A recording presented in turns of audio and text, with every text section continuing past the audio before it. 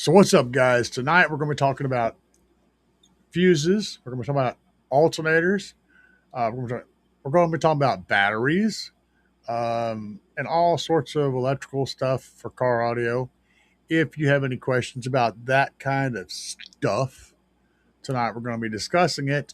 And any questions that you might have about your system that you have now, problems you're having, things you might want to buy, you don't know what to get, or something you're putting together in the future. Be sure and put those in the comments over there. We will answer them as I get to them. And if you're watching this video later after it is no longer live, add your questions down in the comments below and I will get to them. So for now, guys, let's listen to some music. Yeah.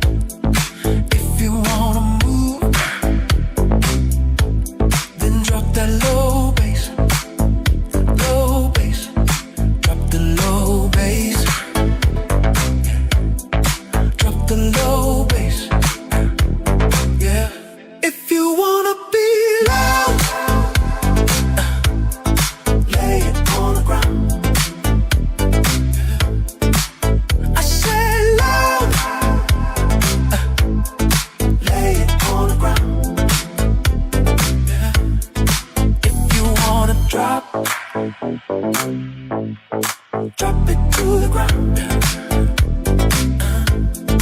If you wanna drop it to the ground.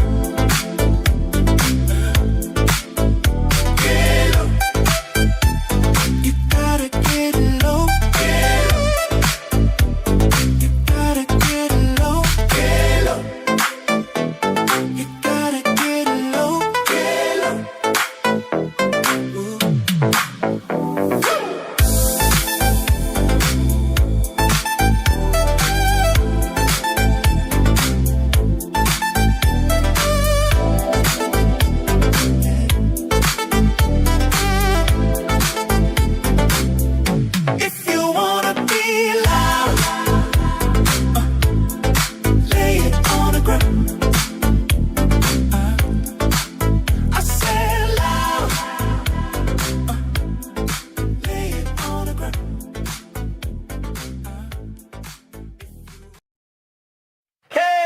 Guess what? Taco loves tacos, yeah, that's his scene. Crunching all day like a taco machine. Hard shell, soft shell, spicy, supreme. Always eating tacos, favorite cuisine. Taco! Taco! Taco! Taco! Taco! Crunchy! Crunchy! With taco machine! Touch! What's up, guys? That's my new taco video. Hope you guys enjoyed that. Oh, in case you're wondering, this is my wake up hat. So if I go start dozing off, I just clip these guys on my ears and I hit this button over here to the side and boom, I'm wide awake, man. So, some people have coffee, I have jumper cables. Oh man. Oh, cool. Awesome. Glad to hear that, brother. So, Z1 Berserker's in the house and Shadow Phage is in the house. And I'm assuming that the others will show at some point in time. It's Sunday. Sundays are kind of weird. We don't never know exactly what's going on with Sundays. Yeah, my wake up hat, man. Yeah, that's exactly right. I'm jump starting my brain, brother. That's how that works. So tonight we had a well. First of all, let me tell you about what happened today. So today, my buddy Troy had put in his alternator, his new alternator, and something went awry with it. He wasn't sure what happened, and oh, they'll show up, man. They always show up. Anyway, something went awry. He wasn't sure what happened to the alternator, but he went from charging it like 14.4 to 17 volts. Now, he didn't know this. He didn't know his voltage has changed because he doesn't have a voltmeter that's constantly hooked up. He has one, we ain't put it in yet. So he didn't know what was going on. He was driving along, cruising down the road, and all of a sudden his music cut off. Amps all went into protect. He has a Slaps Shock 8K and a Slaps Mini 4 160.4, just like this one back here behind there. He has one of those, and he has a Shock 8K. So his amp shut off. He's like, "What the hell happened?" And he pulled over. He got his voltmeter out. Realized after a while that when he got his volt thing plugged into his OBD port where he could read the voltage, that his voltage was setting at 17 volts. So the others, you'll see them. They'll show up. You'll know who they are. Uh, anyway, his voltage was sitting at 17 volts, and so he starts unplugging crap because he's freaking out, thinking it's going to blow everything up. He said the lights on the Shock 8K were going all kinds of colors and doing stuff. He starts unhooking batteries and unhooking everything. Well, he got a hold of Tyler at GP Car Audio and told him about what was going on, and then he got a hold of me. And when he got a hold of me, I was like, "Dude, okay, all right. So your voltage shot up to 17 volts." I'm like, "That sounds like unregulated voltage. That sounds like what an alternator does when it has no regulator." I said, "So either one of two things has happened. Either you have a bad regulator and it's an internally regulated alternator, or the alternator is not sensing the voltage. Like the wire's not hooked up right or something." So I said, "Bring it over here. We'll have a look at it." And I studying where he had everything hooked up at, and he had the alternator hooked up on an always on wire.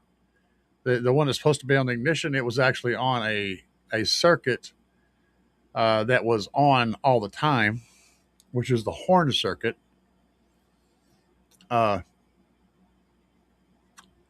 And I asked him, I said, "Man," I said, "if you go mash the horn right now with the key turned off, will it honk?" He's like, "Yeah." I said, "So what does that tell you?" Anyway, his buddy actually did the hookup on it, and they just kind of went through it, and they wasn't really sure what was going on. The sensing wire, he had hooked up on an always on wire, but they also ran through the circuit box, and I think they had crimped. The circuit box had creased and broke the actual wire inside the sheathing because of how it crimped it whenever they closed the circuit box. It just about cut it in two. So I think the sensing wire was cut off. The energizing wire was still energizing because that son of a bitch was definitely charging at 17 volts. We got that put back together anyway and hooked everything back up. He was worried to death that he had blown up his amplifiers. And I was like, "Well, Shocks is taking pretty good beating from my stuff." So, but we got the alternator sorted out, got the wires hooked up appropriately, got the wires routed in such a way that they won't break. And I also told him what to do if he has a problem again, because it kind of was weird. It popped up all of a sudden. And I think what happened was the wire just gave out at that time. And so it lost connection to the sensing wire, lost connection. And that's whenever it started going 14.4 or going 17 volts. And then But it actually went back down to 14.4. He said after he started hooking and stuff. And I'm thinking he probably bumped that box lid, that fuse cover lid, and that wire, just enough of it made contact again that it started working again. That's my best guess. Well, anyway, went back there and hooked all the stuff back up, and both amps come right back on, no problem. The B2 audio DSP never went off. It stayed on through the whole process. It was getting 17 volts and didn't give a crap. It was just chooching right along. But all three of them recovered and nothing broke. So it was a great test for the equipment, and I'm proud of both of those amplifiers doing exactly what they're supposed to do. And this system still sounds nasty. He's now got a 400 amp alternator on there, and he's about to put a big old battery in there. So we got lots of things going on with that. Now, we're going to talk about some stuff. So let me switch over to the other camera here. Hang tight for just 1 second, and we'll get her done. Get her done. Yes, sir. All right, let's make sure my audio is still good. Yes, my audio is still good. These fuses. Now, I was studying on these fuses, and I want to show you guys what they look like. They're very interesting. So let me go back a page here. I think I have the other ones. Yes. So here's what the thing looks like in its natural habitat, right? So you got this bolt that goes through here, and it compresses the washer area right around the edge of the bolt. That one flat piece that looks like a washer is actually the connecting point. Then the washer and the bolt screw down and make contact with that. Then underneath, let me find this other picture. You see down there that bottom plate that connects to your battery terminal or whatever. That bottom of that fuse is made the same way the top is. So it connects to that bottom piece, and in the bottom of that fuse, oh shit, here we go. Sits on that, and then that bolt is actually isolated from that whole section down there, and it compresses that fuse on. Now, what's cool is the way that works. You see that battery there? So here's the thing about fusing a wire. You know, you the length of wire that goes between the battery and the fuse is not protected. It's always potentially in danger. And because if something shorts that out between the battery and the fuse, it's just going to keep shorting it out and going to do bad stuff.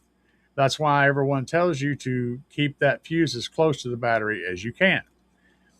Well, this little guy right here kind of takes that to a new level.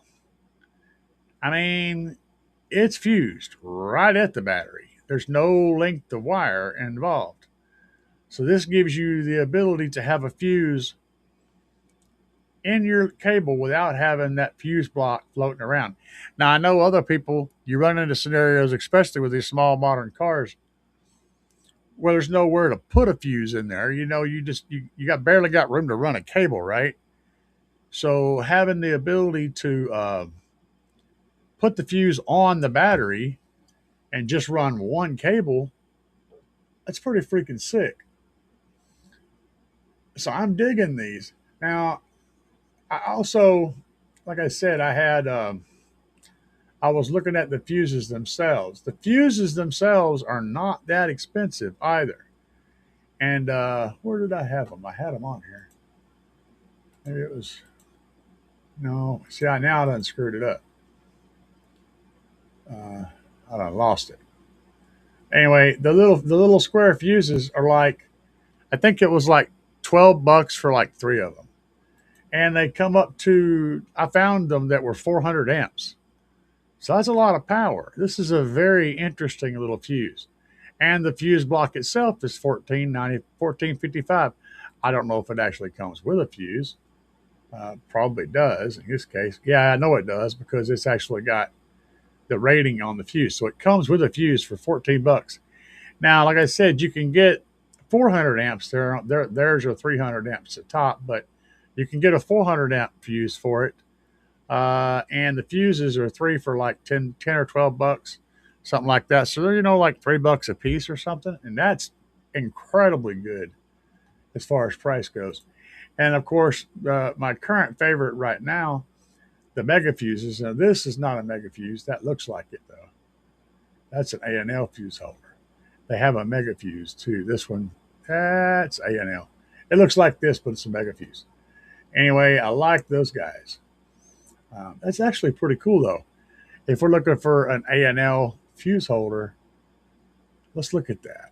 So there's one here for, okay, it's got a 12-inch long cable. I guess that's to go from the battery to the fuse. Well, I don't know what kind of fuse that is. It's a 4-gauge cable. No, we ain't going to count that. Ain't nobody running that. All right, so here's the fuse holder itself. This is an A&L fuse. And I'm digging it, except for the fact that these cover those, so that's not a problem. So you got your little boots on there to cover up the lugs, and a little shield to kind of protect the middle of that. That's actually pretty sick. Um, is that yeah? That's the fiber impregnated plastic too. That's the really good plastic, the fiber impregnated plastic. I like this. This is actually nice. If you're wanting to run an A&L fuse, this is like a really solid option right here. Very solid option. And that'll go in a very tight space. I mean, that can't be very big. I mean, that's an A&L fuse in there. That's only slightly bigger than the fuse, maybe an inch bigger. So you're looking at, I don't know, 5 inches long and just a little bit wider than an A&L fuse. So like an inch and a quarter wide. That's pretty tight spot in there. Um, so yeah, that's actually a pretty cool fuse. I was looking at the different ones. These are mega. This is one of the mega fuse holders. And I'm switching over all my stuff to mega as I go. But these definitely have my attention. And this is my, so far right now, to date, favorite fuse holder for an A&L fuse. It is a very nice fuse holder. I love these things. So if you're looking for a solid, big old chunky, tough A&L fuse holder, these are $23 a piece. And they do come with a fuse. You can order. They're rated up to 600 amps. So you can get what you're looking for in there. I'm impressed with these. I love these. I've been running a few of these in my Tahoe for a very long time. And that's a nice fuse holder. But I'm really not a huge fan of A&L fuses. I've gotten kind of interested in the mega fuse market. Like these guys right here, these are mega fuses. So they look a little bit like A&L, but they're about a quarter inch shorter overall. I think they have a better build construction that the way they're made. The only downside is you have to take the nut and bolt completely off to remove them. Where the A&L fuse has a fork on each end so they can be pulled off by loosening the nuts. That's a little bit of a convenience thing, but I do like the way these are made. They're getting my attention. I'm going to be switching over some of my stuff to those fuse holders. They look good in there, don't they? Pretty cool. Let's see. Do we have any questions? We're going in here. Oh, hang on a second. Let me jump back over here for a minute. See what's going on in the chat window. There are definitely things happening. All right. Shadow Page said, took my advice and made your songs better. Very good. And yeah, in case you guys are just joining the chat and you're wondering why I have jumper cables on my head, it's so that I can stay awake. We're going to, every once in a while, I'll hit this button over here and things are going to light up, and yeah, that's my wake up, Pat. Let's see here. I see Dubby's in the house. What's up, man? Upside down guys here. He's right side up, man. You're upside down. I mean, think about it. If it was upside down, the kangaroos would hop and they would just fall into space. So, since they always come back down, he's obviously right side up. We're the ones that are upside down. That's why we don't have kangaroos over here, is because they all lifted off, and they're floating around up there riding in the Tesla convertible in space. Let's see here. El Fuego's in the house. What's up, El Fuego? Nice to see you tonight, man. Let's see here. Missed the opportunity to go extra country with the fuse holder washer. The washer. Got that damn washer on there. I like, back in the day, man, my people would like to put R in everything. R was somewhere in the middle of everything.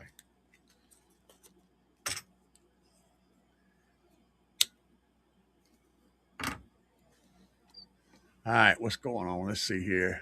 WWW, 22 caliber bullet. 20. Yeah. Y'all won't know a secret about a 22 caliber bullet.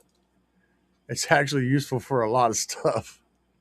Because growing up, I had empty shell casings all over the place all the damn time, and full ones as well. But you can take a 22 caliber bullet, and you can pop it in a glass fuse holder, and it fits perfectly. It most likely will not shoot because it takes a lot of heat to make a bullet. But you can do it with a lighter. I know, because I did that once with the lighter. I set off a 22 round in my bedroom with a lighter. Yeah, I was an idiot, okay? I don't remember exactly what the hell I was thinking, but yeah, I did it. But here's one that you probably didn't know about. If you got an older vehicle and you got, you got a front on your brake, on your calipers and your master cylinder, you got that reservoir right there with your brake fluid in it. And you got a line coming off the front one and a line coming off the back one. If your back brakes, your pads completely give up and you start squirting fluid everywhere out the back, brakes, and nobody ever changed the back brakes. They were drum brakes, and nobody ever changed them. They just didn't need to. You just change the front ones, so the back ones are the ones that would always sneak up on you, and the damn thing would collapse so far that it would literally start squirting fluid out in there. Well, in a pinch, you could take a 22 shell and slide it in that line. You take the line off, you can slide a 22 shell right in that line and put it back on, and it would make an absolutely perfect seal to stop fluid from going to the back brakes. And then you'd get all your brakes back, and you just put some more fluid in there, and you can go on down the road. I've done it multiple times in my life. It fits perfectly. The crazy thing is, remember that a 22 shell is a rimfire cartridge. So tapping it on the edge makes it go off. When you put it in there, you're clamping the force you're putting on it to tighten it down is literally compressing the edge of that cartridge. So it's your own risk. You know what I'm saying? I highly advise that you don't use a live round. You use a shell casing to do that, but it can be done. And yeah, if you tighten up a live round, you might just shoot a bullet right out of that thing, and it ain't going to follow that curve. It's just going to come flying right on out of there. That could be very complicated. Bobby said, Fuego said, Bobby B, aka Mr. Clean Wiry. Hell yeah, bro. You guys are great.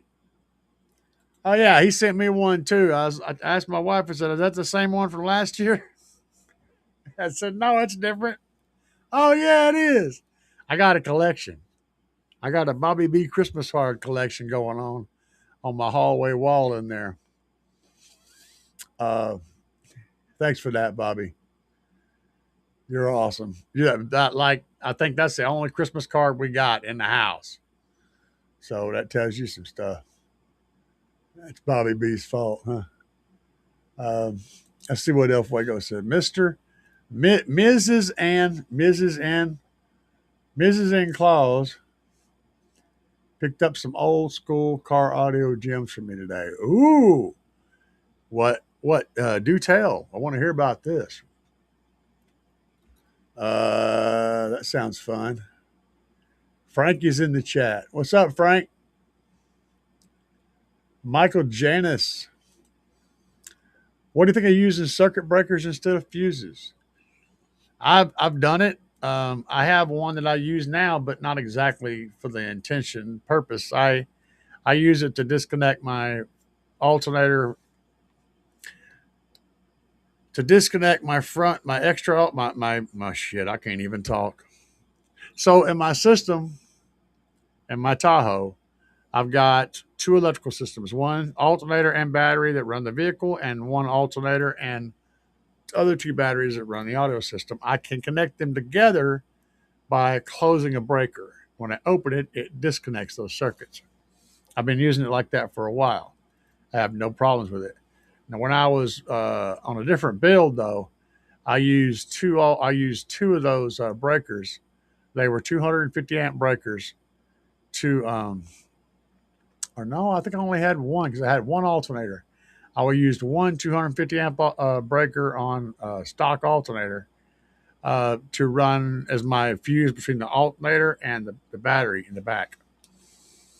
And it was I actually had that set up to fuse between the alternator and the battery in the front to fuse that wire that was going to the back to that second battery. That was in my Ford Edge.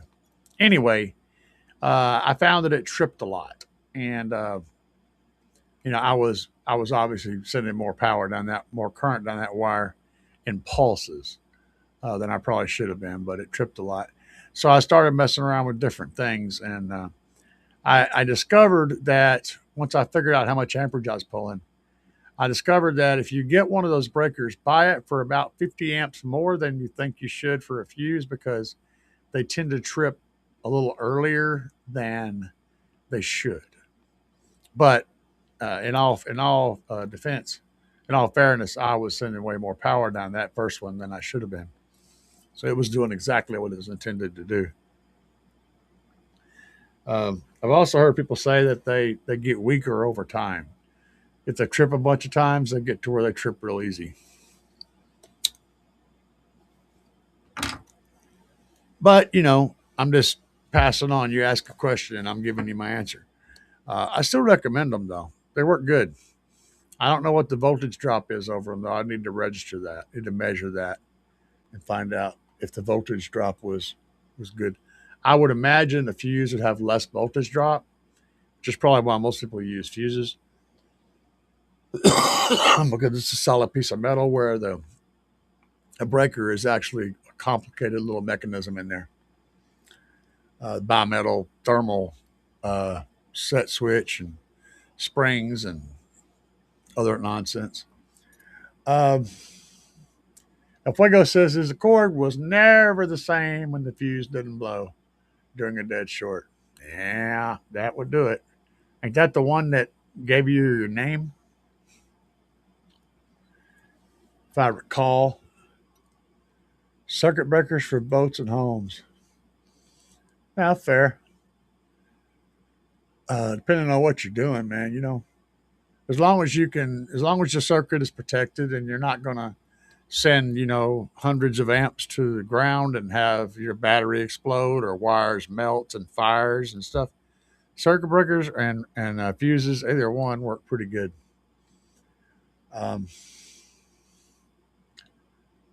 Reset 300. What is this? Berserker says circuit breaker reset 300 to 30 amp. Okay. I tried editing myself. It went badly. Sorry. Yeah, that's the thing. Does the balancing and filtering automatically. I guess I better stick with this. But at least I took your advice. Hell yeah, man. Dude, let me tell you, When it comes to Audacity, you're gonna suck a lot before you get better. So don't let that discourage you, man. Um, don't be the iPhone guy. I mean, yeah, there's tons of apps out there that can do all that stuff. They still don't do it great. I mean, I'm sure they do it better than you do right now, but you don't learn anything by using the auto stuff. If you work on it yourself, you'll learn and you'll get better. So don't let that discourage you. Keep running your head into the wall till you get it sorted out. Uh, how can I step up my game to keep up with Bobby B's wiring? I don't know. I got to see what your wiring looks like first. Send me some pictures of your work so I can pick it apart, and I'll tell you what to do to get as good as the Bobby to the B. First, you're going to need to get yourself a ruler so that you can get your zip ties the right distance apart because you don't want to have that all messed up. I did some pretty wicked wiring back in my day. I'm capable of doing some really cool stuff. I just don't have the patience to do it much. Let's see here. Have a stew move in with you. Yeah, that'll do it. Uh, oh yeah, that's the go-to spot, man, for all the people in the know. And the other go-to spot, if it doesn't have that option, is the slipping it right beside the steering column. You just got to make sure that you don't actually get close to the shaft. You don't want the wire to get wrapped up, and that would go badly. But yeah, if you get over there to the edge of the steering column and go through that boot where the steering column is, that's another spot. But anymore, I don't run wires through there. I run them underneath the vehicle. I gave up on running wires through the interior. All it does is just tear up the interior. It's a huge pain in the butt to get everything where it goes and get it to where it's not causing some sort of disruption to the trim pieces and the carpet. I just run the shit under the vehicle and call it good. I've given up on internal wire running. Uh, but yeah, I've done the clutch delete many times. Let me go show you guys something else I was checking out. We're going to jump back over here real quick. So this guy. So a buddy of mine's ordering this guy for his car, and I got to researching it a little bit. And it's a clean looking battery, first of all. Let's talk about this. I don't know what the connections are like, but I have to suspect they're the worm screw connections where you stick your wire in there and tighten the screw up. I'm not a fan of those.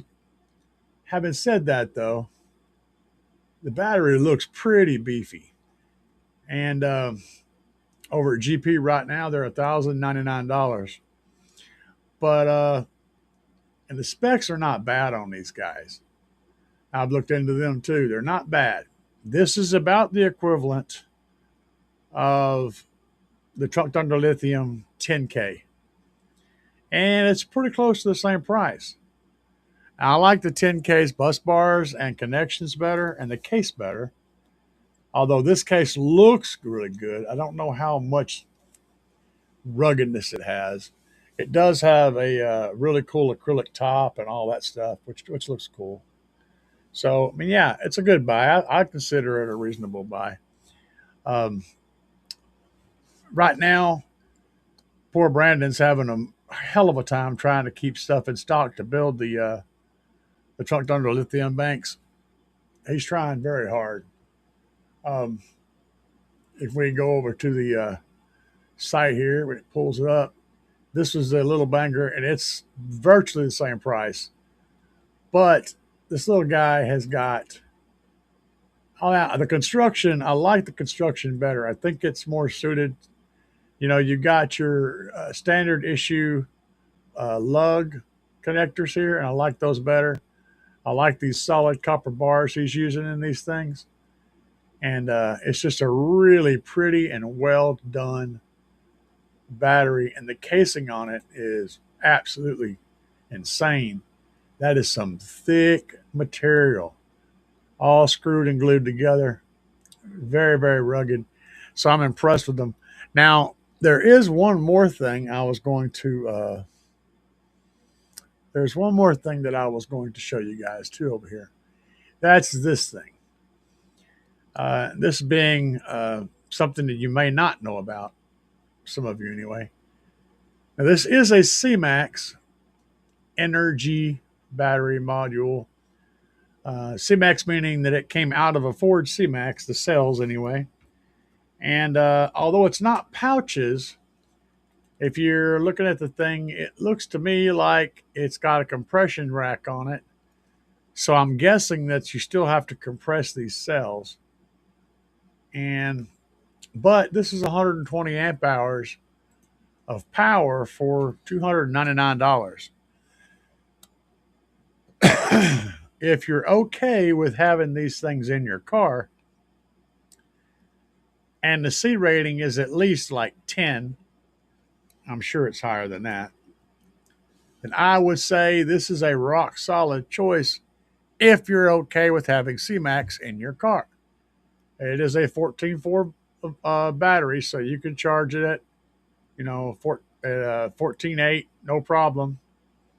But I think they actually can go up to like 18 volts or 16 volts. So yeah, you can charge safely between 12 and 16 volts. They don't have to be charged at 14.4. So it's kind of a go-to for the average people, except for the fact that it's CMAX. That always makes me really nervous. And let's see, they talk about using new cells and stuff, but you got to remember CMAX is mainly comes out of vehicles. It's they pull a bank out of a vehicle and to get rid of the bad cells and then sell the cells that are good. That's where they come from. Now these, they said there was a overstock of something that was happened. I don't know, but some kind of overstock. But I'm thinking to myself, of course they would say that. Now, this is Jag, and Jag's been pretty consistently good about stuff. But if you do decide you want one of these things, really important, get the one with the with this balancer on it, the Heltec balancer. It's a far better balancer. It's going to make sure your cells don't drift and get out of sync with each other. And it's a nice little balancer. Now, here's the thing that perplexes me about this. I've been studying the crap out of this. So let's look at some stuff. Let's pay attention to what's written here. First of all, your Heltec balancer, you got 4 leads. Okay? That's, let's see, actually, I think you have 3 leads. So now it makes sense. No, there's 4. So it's got batteries 1, 2, 3, and 4. So you got 4 leads, right? And then down here, it specifically says it's a 4S 5P. So 4S, 4 leads, that makes sense, right? Okay. But then over here, it says 21 cells. Now, how the hell do you divide? I mean, if you look right here, it's got 5 times 4. That's 20. Okay. That's 20. 5 times 4 is 20, not 21. And you got 4 leads. That's 4, 1, 2, 3, 4 times 5. That's 20. But it says 21. And if you count the cells, and we've done this, if you count the cells, trust me, you get 20. So I don't understand the 21. I'm blown away by that. So I asked ChatGPT about that. And I had to argue. He's like, "Oh yeah, you just look at this one, that one," and I was like, "But there's 21." He's like, "Oh yeah, you can't do that. You're right." It was funny, but yeah, we've had some interesting stuff we've been studying and learning about. Let's see here. What else we have going on in the chat over here? Yep, yeah, I'm catching up with where I am. Didn't realize.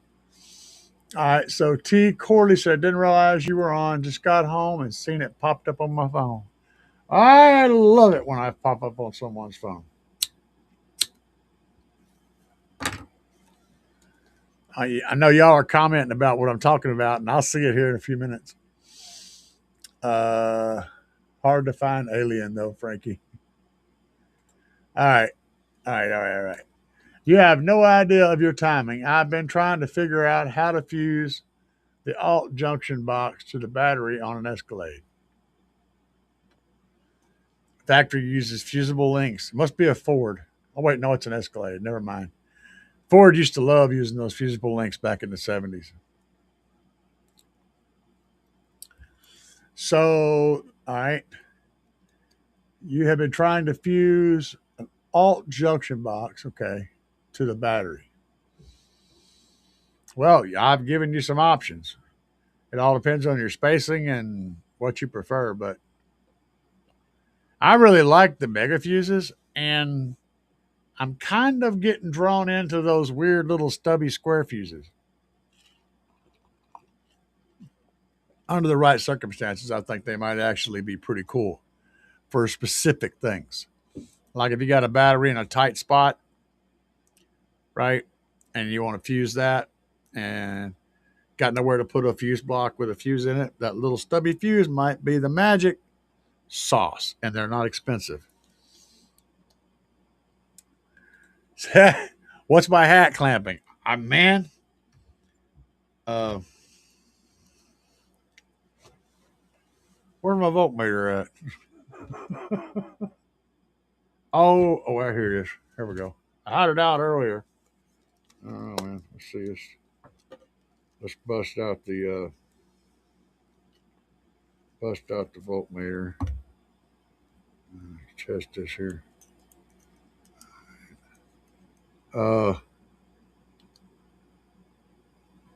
It says stupid. That's what it says. It says stupid. So I don't know what that's supposed to mean. I suppose I don't know. It's probably talking about the hat.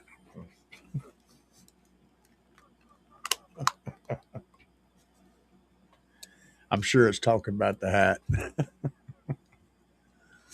Oh man. Let's see what's up.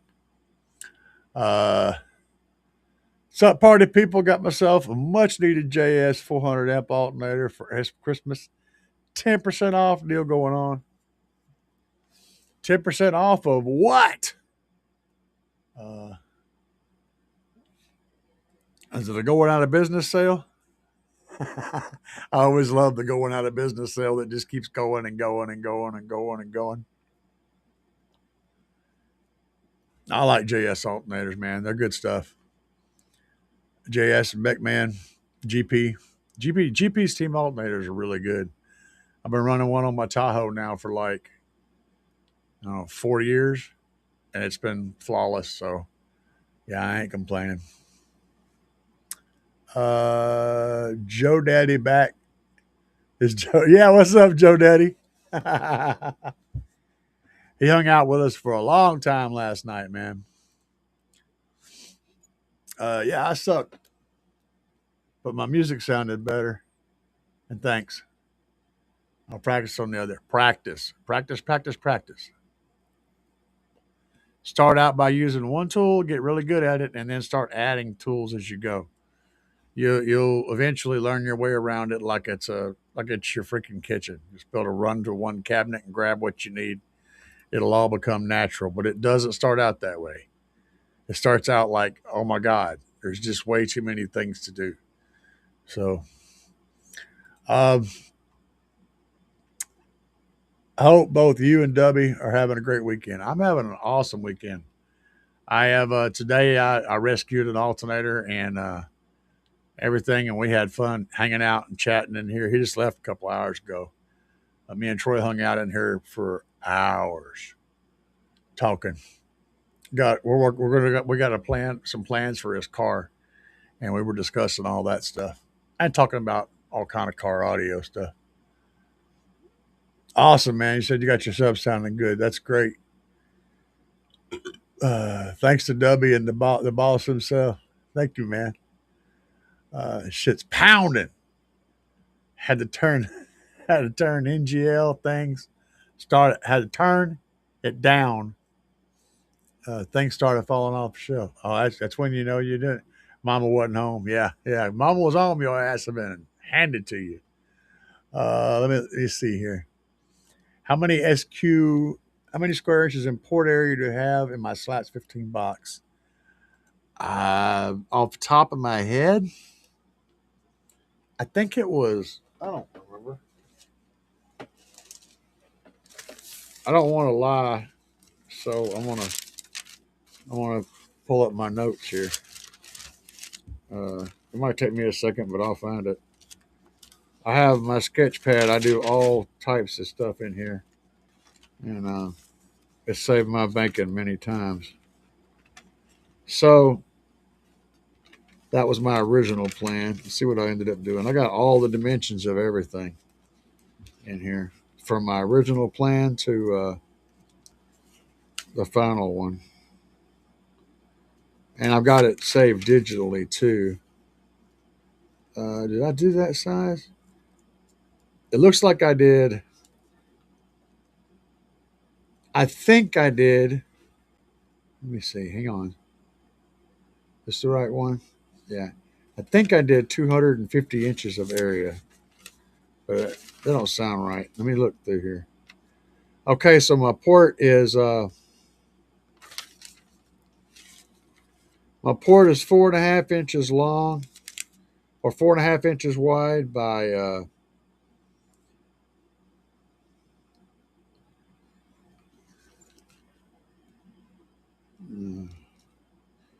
20 inches deep.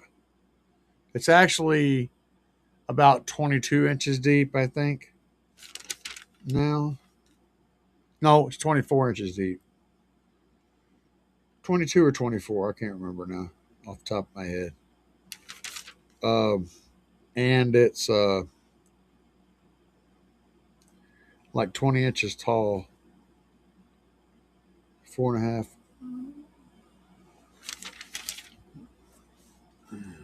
I want to say 250.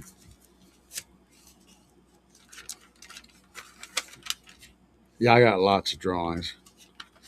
I found it's cheaper to build it on paper first, and then you don't run into as many problems. Oh man, that's my wiring diagram, dude. All this stuff. This tablet goes back like multiple builds. I even got my. So that's whenever I did my extensions on my port, how I was going to build them in there. I got that drawn out, and there's all kind of stuff in here. One of these days, somebody's going to look at this shit and go, "What the hell is this?" I wanted to give you exact numbers, but I may have to pull up the file because there's so much stuff that I went through here and just marked all over and scribbled and scratched. So I think it was 250. At least that's what I wrote down. It don't sound right though. I want to say it was 20 inches tall by 4.5 inches wide. What's 4.5 times 20? 90. Okay. Yeah, 90. That's it. That sounds better. So yeah, around 90. I knew that didn't sound right. I had that wrote down. I must have been thinking about, that was when I was doing those were for the sixth order we were working on. That's what it was. Okay. Answered. Battery is definitely nice looking. Yeah, I'm not sure which one you're talking about, but the C-Max one. Yeah, I mean, for the price, I mean, damn, guys, you know, I'm going to tell you straight up, as much as I don't care for C-Max, if I was getting into this and I didn't have trunked under lithium, this is probably what I'd go with. I'd probably jump on that. And I mean, just being honest, this thing is pretty cool. And for the price, I would just have to jump on it. Um, I would. Now, I would say that the rating on it. So if we're going to talk about this a little bit, it has 120 amp hour capacity. It does not say what the rating on those cells is. Um, it does come with, if you get the one with the Heltec balancer, so you got to check that right here. All right. So right here, you get the M8 terminals. There's two different types of terminals. And I'm trying to see, I don't know. It raises the price a little bit, but I don't know what exactly has changed. But this is, if you go down here, instead of just doing that one, click this one. You want this one right here, the M8 terminals and Heltec balancer. You want that one because that balancer, that's a medical grade balancer, which means it's very reliable and it gives you good information. So it gives you the voltage on each of the banks, which is great. And I will say this though, if you're going to run that, if you're going to get into that, uh, be leery of letting it charge when it's cold. So if it gets real cold, when I say real cold, I mean down around freezing or colder, like real cold. Um, and the battery happens to die or get real low, don't charge it with your alternator. Get you a nice trickle charger and hook up to it and let it slowly come back up. Now, once it starts to warm up from being used and power pulled out of it, you'll be able to charge it then, but be real careful about that. But the deal is really juicy. So I can't diss it, man. It's a good freaking deal. Um, you know. Let's see here.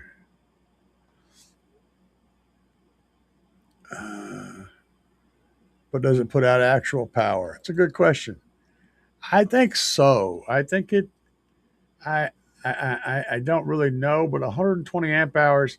So you got to look at your C rating. If the C rating is 10, that's 1,000 amps. You know, um, and CMAX is kind of notorious for being able. It's designed to run an electric motor in a car, which is quite a bit of amperage. If I had to guess, even with a C rating of 10, it's still putting out over 1,000 amps.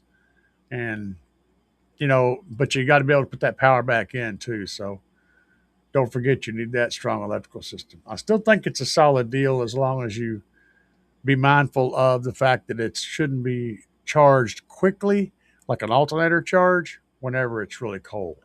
I'd be very leery of that. Um, Charge it lightly whenever it's cold.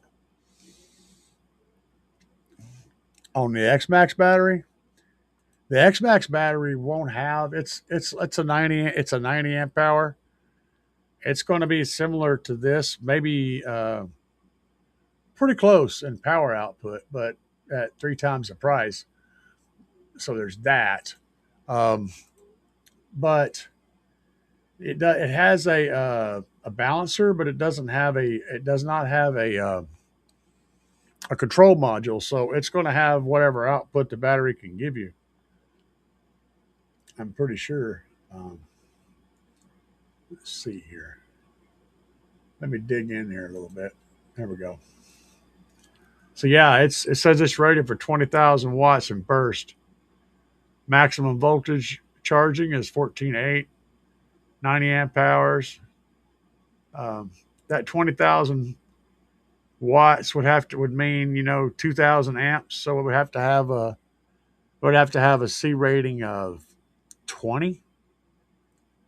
If that's the case, that's a pretty wicked freaking battery.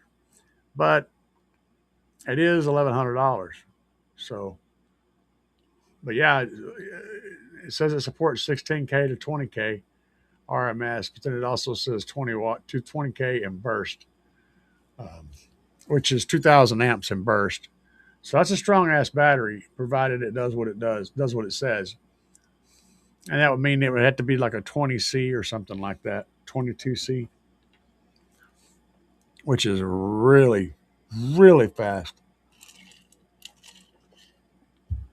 Really big discharge numbers.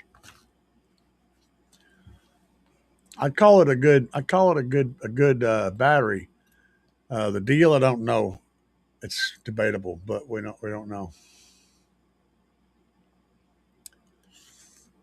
Joe Daddy said, "What do I think about DS18 6.5 mids and tweeters? If I'm going to recommend something in that general range, I would probably push you towards." Uh, well, my brain turned off. I got old man brain again. That's what happens. Orion. If you're looking for something in that class, I would recommend going with Orion. But DS18 makes decent stuff. Depends on what you're specifically looking for. I do like their big nasty subwoofer. Oh shit, I can't think of the name of it. The Hooligan, the Hooligan sub. I like the Hooligan subs, and their 5 and 10K amps are badass. Uh, or 3 and 5K rather. The Street Series stuff from DS18 is hot garbage. Mids and highs, I'd say they're mediocre. Nothing to write home about, but they'll get the job done.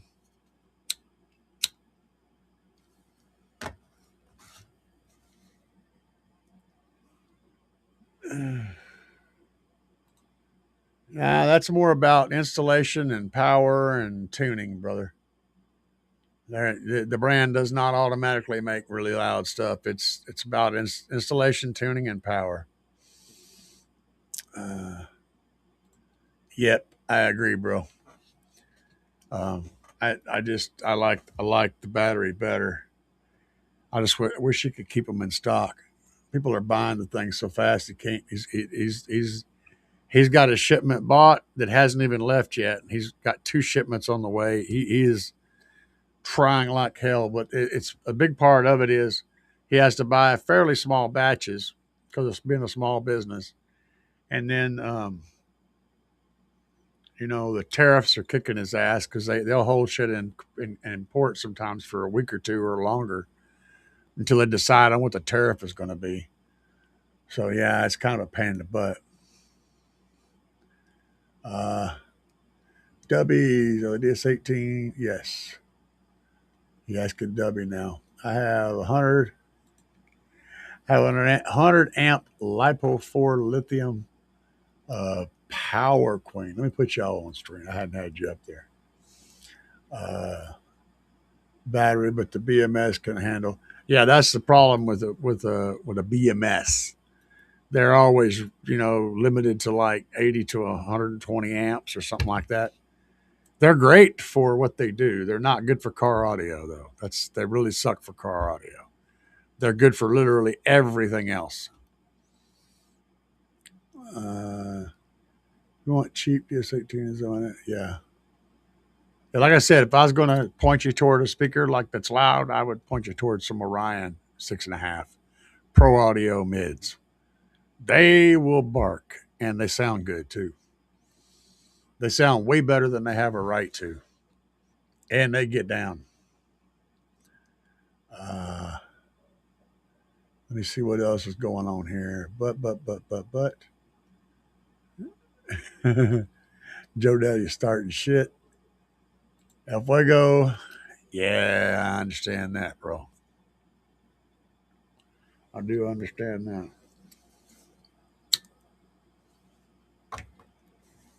100%. But I'd rather run them than Headway. I got a set of Kicker KS speakers to go in. Those get pricey. Yeah, the KS series is nice. Joe Daddy said, I'm trying to buy expensive products. Man, you ain't even got a job. Are you mowing yards yet? I used to mow yards when I was a kid. And y'all, if y'all don't know nothing about growing up in the country, if you've ever been around a rice field, you have these levees in the rice field. I used to have to go out there and cut holes in the levee with a shovel and then put these little gates in there to let the water. So I put in rice levee gates after school. I got paid, was it 50 cents a gate? It wasn't much, man. I'd go out there and put in 40 or 50 gates in an evening and got till it got dark and then go home. I busted my butt when I was a kid. Um, Focals. There you go, W. You get him. Said go get yourself some focals. Hell yeah, man. Uh, DD Audio. Okay, bet. Y'all, Joe Daddy's a trip now. If you ain't met him yet, he's crazy.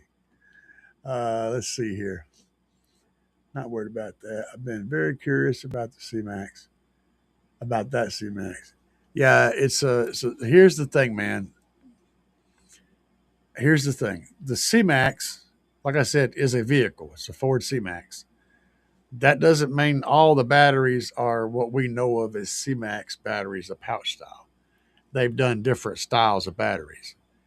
And I would say that this isn't like that, but it's also in a compression rack, which means it's a pouch of some kind. They have to compress it. And so I don't know. I don't know what the reliability rating on them is. I don't know what the cold temperature regular system is on them. How well they'll handle cold. I know the Truck Thunder Lithium 10K will handle 32 degrees below zero with reduced performance, but it won't catch on fire either. The only one I know of that's ever failed catastrophically created a smoke show, but no fire. And that guy had been charging it for 15 and a half volts for over a year. And it finally smoked out. It didn't burn, it didn't catch on fire, it just smoked. And that's the only one that I'm aware of that we had catastrophic failure from. That says a lot about those batteries. The government pays Joe Daddy. Hell yeah. Car audio math on a live. Yeah, I do that. Hey, y'all, I keep it real, man. There ain't no bullshit coming in this corner. This is real, the real deal. I busted out. Let's see here. You guys are nuts. 5K. Let's see here. Get some Morale Elate Carbon Pros. What are them like 30 something $1,000? What year Escalade? How many SQ port? I told you. Did I fall behind or something?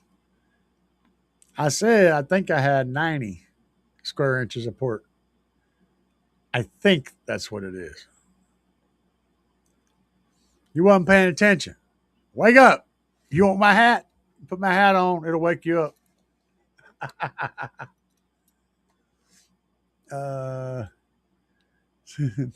You've loaded your hat down too low, probably because of that hat rise, right?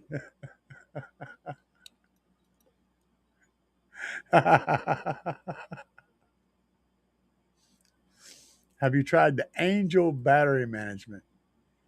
Bluetooth voltmeter run through an app on your phone. I have no idea what you're talking about, but it sounds like a joke.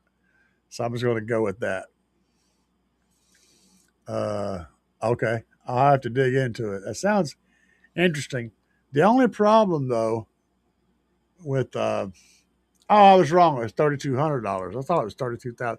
I actually knew what you're talking about, which is funny. I just got mixed up on my numbers. Lifetime warranty. Battery management. Usually, battery management causes that problem where it only allows so much current to come out, and that's a problem when it comes to car audio. We have a tendency to pull,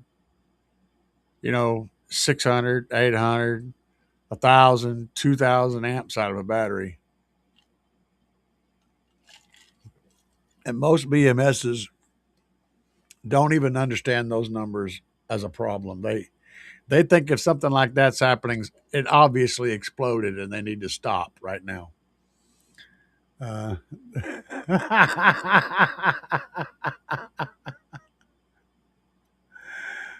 reading ahead here.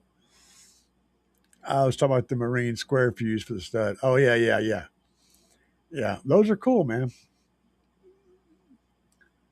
El Fuego said, I draw the line of jumper cables on your nipples. Well, you wouldn't know if I had them on my nipples or not. They're way down here. You know, I might not even be wearing underwear or pants. Well, I am because I'm wearing overalls, so I guess I'm covered.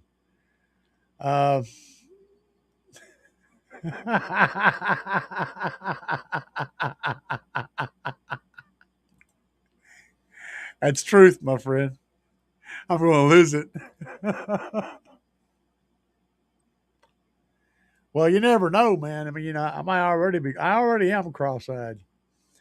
Thank you, though. You know, I like to have fun, man. Look, my car has to put up with this stuff. I might as well do it too, right?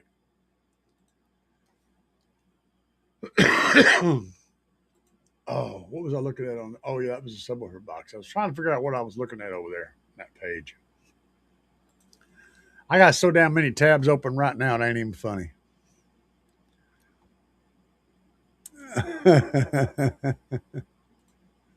What's up, Dave Boykin? But no fuse from a 400 amp MechMan to the factory electrical. I like to fuse everything. Welding wire, fused on both ends. I don't fuse from the alternator. I don't fuse at the alternator going to the battery. Because the alternator turns off when the car turns off. And that run is usually really short and really well managed because it's around moving parts, mechanical parts, and hot parts. So I've got it very well managed. But I do fuse on the battery end of that connection. So from the alternator, it'll hit a fuse before it gets to the battery. It's just over on the battery end because that's the thing I have to worry about the most, is that part shorting out. But I have no problem with that idea. It's good. It just seems kind of redundant because my run from the alternator to the battery is like 2 foot long. If I put a fuse on both ends of that, it'd be like a little section of wire, a fuse, a little section of wire, a fuse, and a little section of wire. By adding that much in there, I'm making it more likely to have to have a problem because I've got all these fuses and all these connections, you know. It just kind of depends on your situation. If you're going to run it all the way to the back, yes, I do. I fuse up there in the engine bay, and then I fuse again before I get to my bank. But what in the actual hell is going on here? Well, I was having trouble staying awake, so this is my wake-up hat.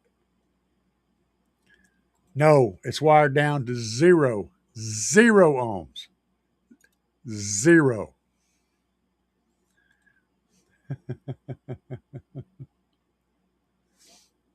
that hard drive can't take 12 volts. I'm not sure what he said there. Stu is on an 06. Run it 10.9 then. I don't know. Motel Jesse James story. Motel Jesse James. Well, son. All right. It was a good one. I don't know if I should tell this one or not. This one might not be the best story. So I'm going to pull my wake up hat off. And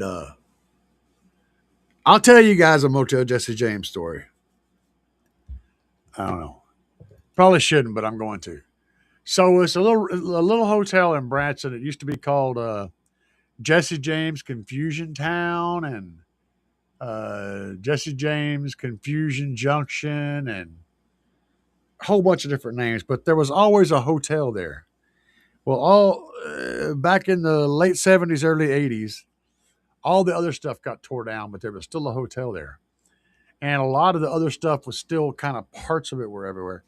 Well, I moved to Branson in 92. Yeah. I just got on a bus with no money. I had enough money to buy the bus ticket, and that was literally it. I didn't have a dollar left over. Showed up in Branson, and I ended up getting a job at Kenny Rogers Roasters. I got a job at Applebee's, both at the same time. And I was homeless, though. So I found this hotel. I spent, the first night I spent at a golf course, a putt-putt golf course, and with a ship, a pirate ship out there, and I slept in the pirate ship. But after that, I found the hotel, and I was sleeping in one of the buildings that was closed down. It used to be like a souvenir store where you buy pictures and postcards and all this, take a picture in the jail and all that stuff. Well, anyway, that place had a big, huge room. I know what story I'm going to tell you, though. Big, big, huge room. It was empty, but there was a lawn chair. And I had that lawn chair set up in there, and that's where I slept at. So, this one crazy dude one night, I'm going to save the really big one. I'm not going to tell you that story. I'll tell you this one. This crazy guy, he reminded me of Han Solo from Star Wars. That's what he looked like. Dead ringer for freaking Harrison Ford and Star Wars. And he was about as nutty as a fruitcake. One of them people that thought everybody was coming to get him all the time. Paranoid schizophrenic. Yeah. So I told him, he was cool though. I said, man, you can stay over here in this corner of my little building. I'll let you hang out with me. I showed him my hiding spot. And I come back from work that night, and I had been busting suds. I was soaking wet. I was tired, and I was ready to lay down. Get my shirt, my pants up, hang them up and dry them, and lay down in my little lawn chair. Get me a nap. Well, that son of a bitch had pushed this washing machine over there on the door and pushed it and some more crap up there to block the door. I went to open the door, and it wouldn't open. I'm like beating on the door. What the hell? And dude's like, it's like, man, you go away. You're the blah, blah, blah. And I'm like, dude, open up. Oh, yeah, I was pissed. You better open this damn door. And I was mad. And it didn't take me but a hot second, and I was getting madder and madder. And I got all red, and I kind of turned into the Incredible Redneck Hulk, And I just, boom, exploded with both hands. And I sent that washing machine flying across the room. And he was coming over there about that time. I literally hit him with the washing machine and knocked him against the wall. He fell back against the wall from getting impacted with this washing machine. I got all up in there finally, and I started hollering at him. I told him to get the hell out. And he left with an abundance of speed. He left in a hurry. But I was ready to rip his freaking head off. He got the hell out of there. He never came back. I don't know what went wrong with that dude's head, but you don't lock me. Man, I'm trying to get some rest. I want to get a nap. You know what I'm saying? I want to build a little fire in this little fireplace, make some heat, hang my clothes up, let my shit dry, get ready for work. I got 2 jobs to work every day. I'm working 7 days a week. I'm exhausted. I ain't got time for this. But anyway, that's one of the events that happened there. I ended up just so you know, the cleaning lady that cleaned the rooms, she would wait for me in the morning, and I'd come up there in the morning, and she'd leave one of the rooms dirty, and she'd let me use that room to go in there and take a shower. It's a very nice lady. She would also do my laundry for me every once in a while too, so I didn't have to hand wash it all the time. I ended up getting a room there and lived in that hotel for like a year, in the room, a legit room. I'm hardcore, man. I ain't no joke. We had been through some crazy shit. Oh man, I went way back. Low rider. Junction fusible wire. So Dave said, Stu, yeah, junction alt. Yes, junction. Stu, God, you're hurting my brain. Okay. Stu, yes, alt to junction with fusible wire mounted onto bracket, then battery and starter. All right, he's talking to Stu. I'm gonna leave that one alone. Sound like someone's been watching D's nuts. I hadn't watched these nuts in a while, man. Better hope those cells are packed tight. Seen some swell and vibrate. Yeah, see, I'm talking about. I ain't about all that poofing up stuff. Uh, Dimensions, they're on there. It's on the website. That bank. I'm gonna look over here and see if I can find it real quick. Uh, I don't know. Oh, on the big ones, they're 25 inches long by 7 3/4 by 5 3/8. They weigh 42 pounds. So it's a long, thin stick. That's roughly the height of a normal battery, 25 inches long, and or they're as wide as a normal battery, and they're 25 inches long, but they're only like 5.5 inches tall. So they're kind of short, squat, and long, about like a Snickers bar, except bigger. Dave, is it a side post battery? I don't know. Need a medical grade balancer with all my health problems. I know El Fuego. I need one too. Uh, let's see here. I'm looking down through here. And the wire, capacity, and fuse all the things. Gotcha. Uh, oh, that'll get it done, brother.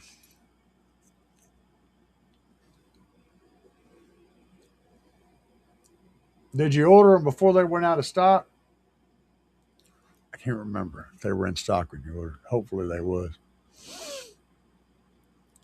Since we got mine hooked up, obviously because he wouldn't have even taken the order. I don't think if they were officially out of stock. Frank,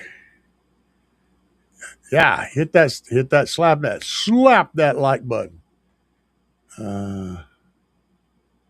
Mello said kicker CS as well. Uh, and a pickup. Yeah, I like the 6.8 from Kicker. CS. I also like the Alpine Type R's in that configuration in a truck. Those are really good sounding drivers.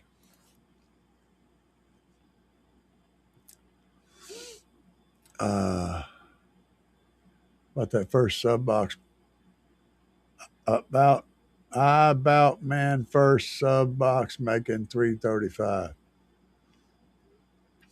Now, Fuego, your English is broken today. At least that one. Oh yeah, we're talking about the Elite Carbon Pros. Yeah, slot ports versus round ports. Round ports are better, less surface area, more volume. But a lot of people like a slot port because it's easier to put into places. Round ports take up space. Slot ports are much easier to fit. And they're also easier to make because you don't have to make a pipe. Uh, some people say they like the sound of a slot port better. I think if you get usually what's happening is the person experiences a round port that's being pushed beyond its limitations, and that's why they don't like the sound of them. But I get it. Uh, Ooh, that is a good deal, El Fuego. I mean, that thing's got nearly that much just in speakers. That'd be a solid freaking deal. They were a good deal at full price, really.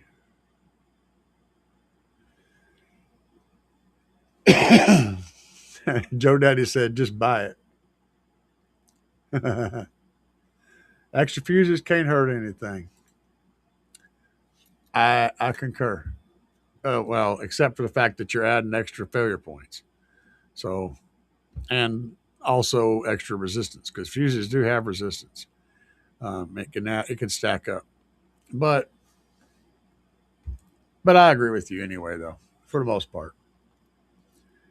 Uh, if you run through the firewall through car, main fuse it, see where something cut into the wires and a long stretch of wire got extremely hot.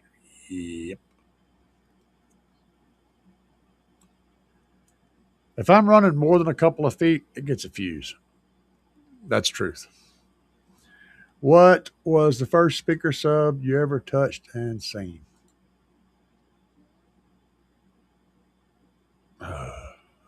Speaker or sub? That's two different things. The first speaker I ever touched was probably out of a clock radio. And it probably just said made in Japan because everything was made in Japan back then. How did I wire it up? Probably with the wire that come out of the radio.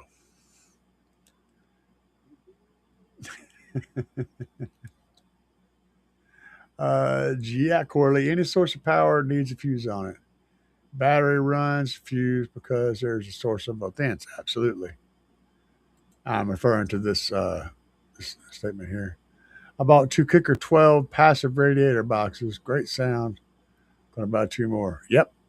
Excellent. Kicker is kind of the king of passive radiators. That's what got them started. Well, that's what got Stillwater Designs started.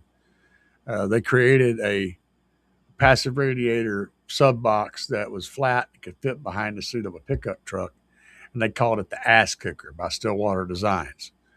Well, later on, they changed it to Butt Kicker because, the world, and they ended up creating a company called Kicker, named after that driver, that box. So yeah, they've been around for a very long time. About two more. Joe Daddy. Whoa. Joe. Whoa. Okay, I lost something here. There we go. Joe Daddy. I'm betting whatever it was didn't have dual voice coils. Yeah, no shit. There was a time back in the day when speakers didn't have permanent magnets. They actually used a coil on both for both. They had a coil that stayed on all the time that got its power from the unit, and then they had another coil that moved the speaker. So they didn't even use magnets at all for speakers at one time. And I want to say that's where I think it has something to do with the name Electro Voice, that company. I think it has something to do with their name. I think that was actually, I could be wrong about that, but I think it was actually part of where that name come from. But yeah, they had fully electric speakers, no magnets. So technically that's dual voice coil. And that was a long time ago. Joe says a lot. Let's see. When can I get my amp working again? Got to take this shot. Hank, what's up, man? When I can get my amp working again, what did you do? Did you blow it up? You should hang those on. The first one you got to hang on the wall. I've stayed at some very low-end motels in the days. Lots of memories. So, and I have a lot more stories. Some of them are. One of the biggest stories was a bit of a racial riot that I got involved in because there was a bunch of Ku Klux members staying at the hotel, and I was clearly not down with their ideals, and things got real sideways, real fast. But yeah, that's a hell of a story. Joe Daddy. first subs. Okay. So first sub ever was, again, it was out of a bass guitar amp, and it was a PV Scorpion Plus 15-inch driver. And it wasn't really a subwoofer. It was a bass guitar amp speaker, but that's what we had. There was no subwoofer. They didn't exist. There was woofers and tweeters, and mid-ranges didn't even really exist. We basically had woofers and tweeters. That was the only two speakers. That there wasn't anything else. At least not for the market, not for people to have. Maybe in movie theaters and shit, maybe they had some, but you know. No, Joe Daddy, my friend, you have just said something that's wrong, because last night you were 14 and now you're 13. Interesting observation. I don't forget things. Just thought I'd tell you. I have a sneaking suspicion you're full of crap. I don't, hold that against you though. I mean, I got lots of friends like that. Let's see here. 13, 14, who's keeping count, I'm going to stir him up now.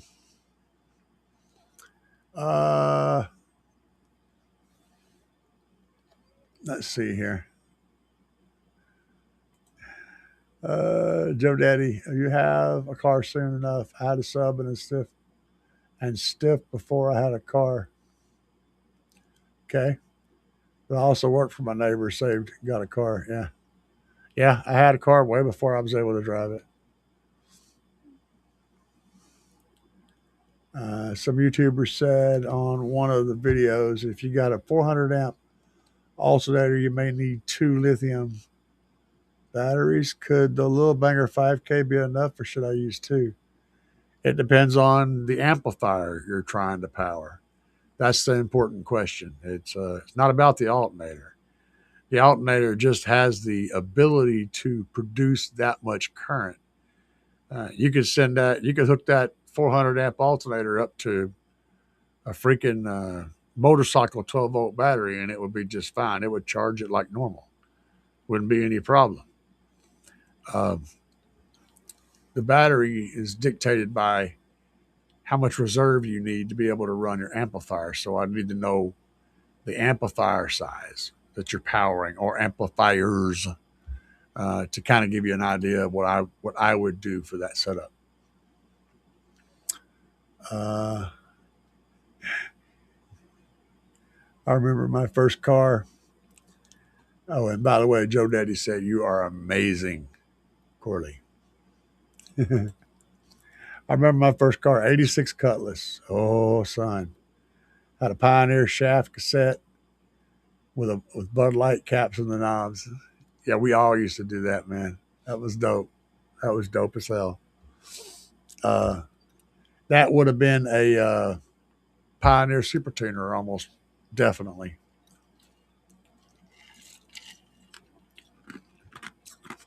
And if it had shafts, the tape went in sideways. It didn't go in ways, it went in sideways. I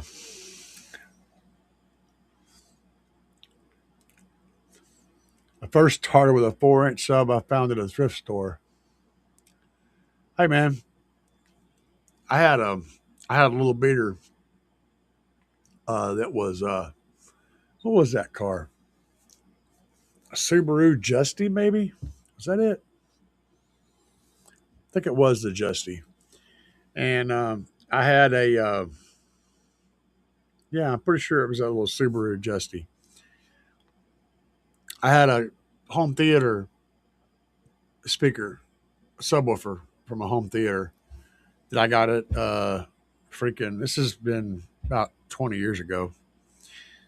Wow, I'm getting old, man. Shit happens. So everything's so far back now. Anyway, I had like some little cheap used piece of crap car amplifier on it, and had that sucker in the back floorboard in front of the back seat. It sounded ridiculously good. It wasn't stupid loud, but it really sounded good. I bought that thing at what was it, a Salvation Army, that's what it was, and for like maybe $10, I don't know, $5.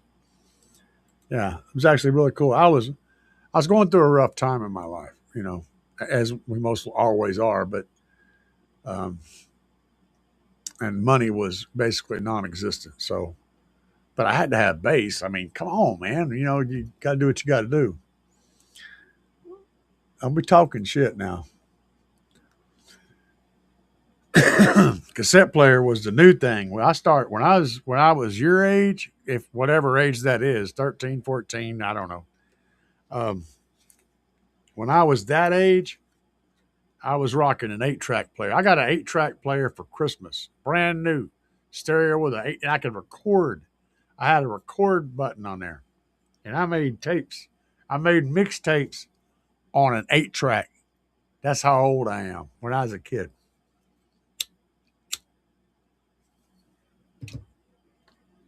So you don't know nothing about old. You ain't even close. 78 Ford LTD2. I had one. I had one. I had a 1978. Was it a 78 or a 75? I had a gold one. It was a dark, it was an ugly ass gold color. Uh, Kind of a bronzy gold thing. But I loved that car, man. What a killer car. Yeah, I have one. Uh, yeah, except it was just like a Thunderbird, except that it had the vertical headlights stacked on top. You had a square to square, and the Thunderbird had the side to side with the little flip downs. But other than that, and the taillights were different. The LTD2 had the taillights on the fins that went straight up, and the Thunderbird had the long, wide ones. Uh, Big old used dash, round. I could see it in my head, man. That was a great car. Loved that car, man. My first car was a 1978 Subaru DL wagon, 2-wheel drive. It was basically, if you looked at the Subaru Brat, it was that, except it actually had a cover. It was covered, so it had it was a wagon. That's where they made the Brat from, was the wagon. They just cut the back out of it and then Brat. But yeah, I had my first car. My second car was a 75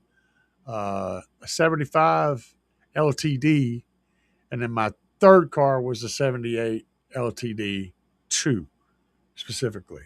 Really cool car. I miss them.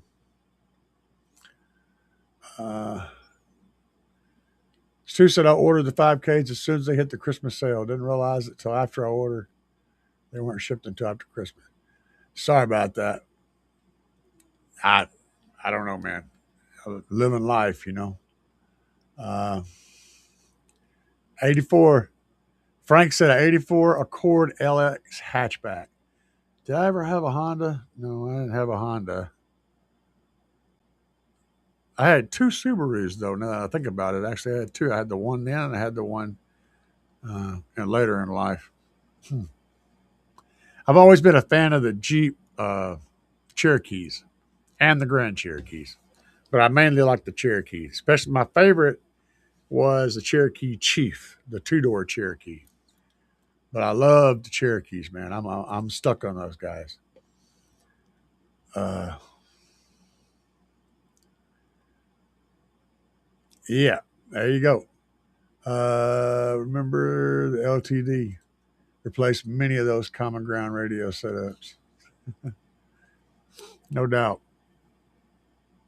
Had a big old dash. I had at one time.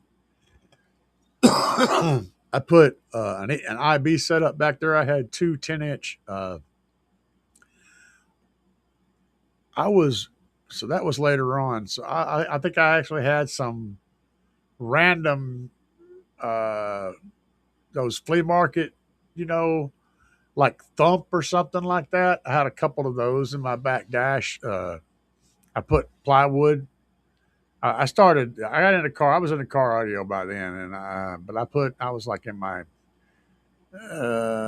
late teens ish. So that'd have been like 88, 89.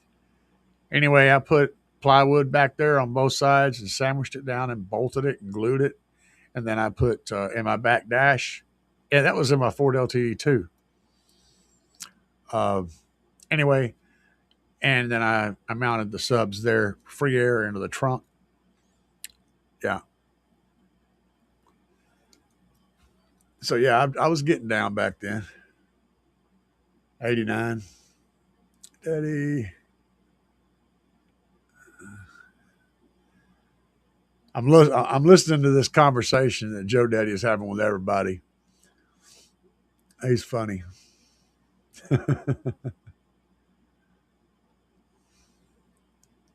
uh, let's see here. I said speaker. So, yep. Yeah, you got to be, because see, when you say speaker or sub, it's like for me, it's two completely different like decades between those two. I like the speaker a decade away from the sub. So that's a legit question. Now, Fuego's out. Night, Fuego.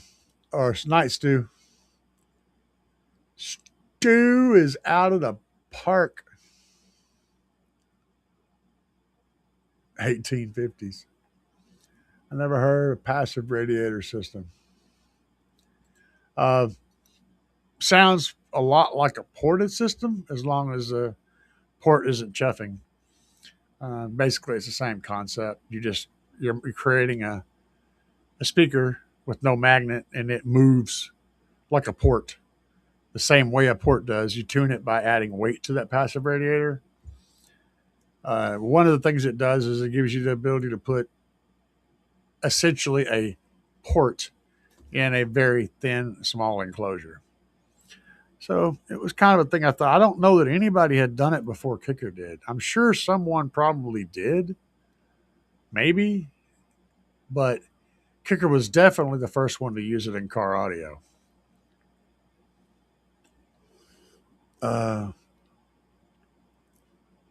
Steam powered speakers. Look here, man. We didn't even have steam. What the hell was that? You burn cow poop and, stuff like that. You don't even have steam. Jeez. Steam come along way later, man. Ran off. I like that one, Stu. Ran off Egyptian sundials. No electricity. Like Amish subs.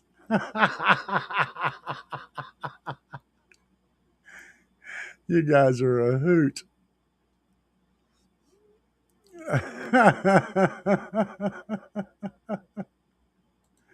I finally used sun. You guys are killing me, man. I love it. Oh, oh, I get it. Yeah. Yeah, it's your fat fingers, man.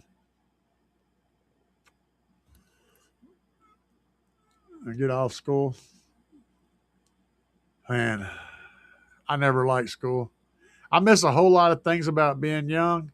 School is not one of the things that I miss.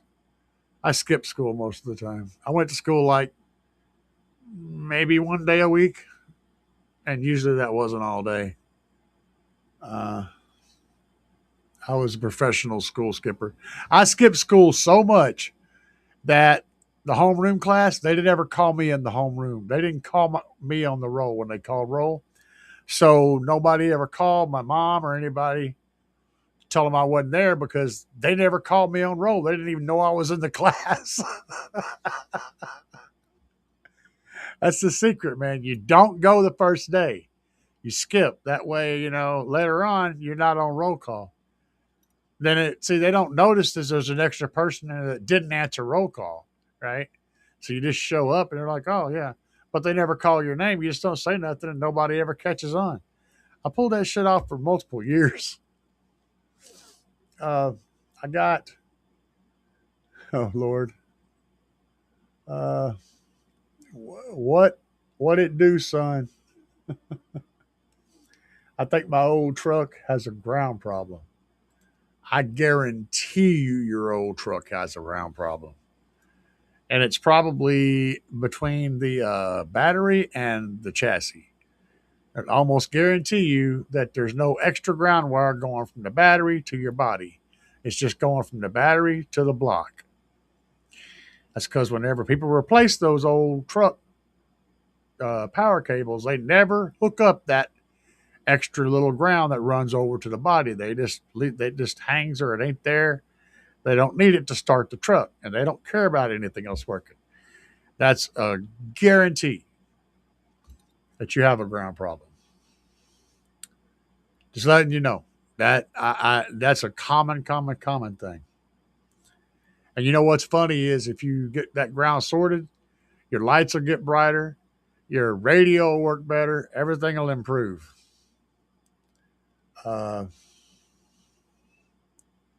Oh yeah, Baghdad batteries. Yeah.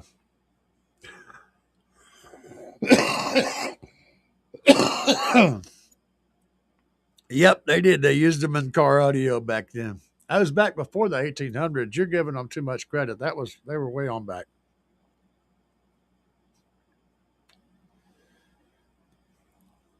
You know, way on back. The 1800s was the cowboy days. Either you know your history on audio equipment or we are close to the same age. I got into car audio in 1990, worked all summer to buy a Punch 45 and an MTX Blue Thunder 12. Punch 45s, those are really two solid pieces of equipment. I can see why you worked all summer. That's a hellified good amplifier. They still really work pretty good in today's climate. And MTX made some monster subs back in the day. They were pretty much the subwoofer go-to if you were, if you wanted real subs. I mean, you could go with the Rockford and all those guys. They had subs too, but if you wanted something that was going to crush, it was MTX. They're really the first one to do that kind of crazy shit.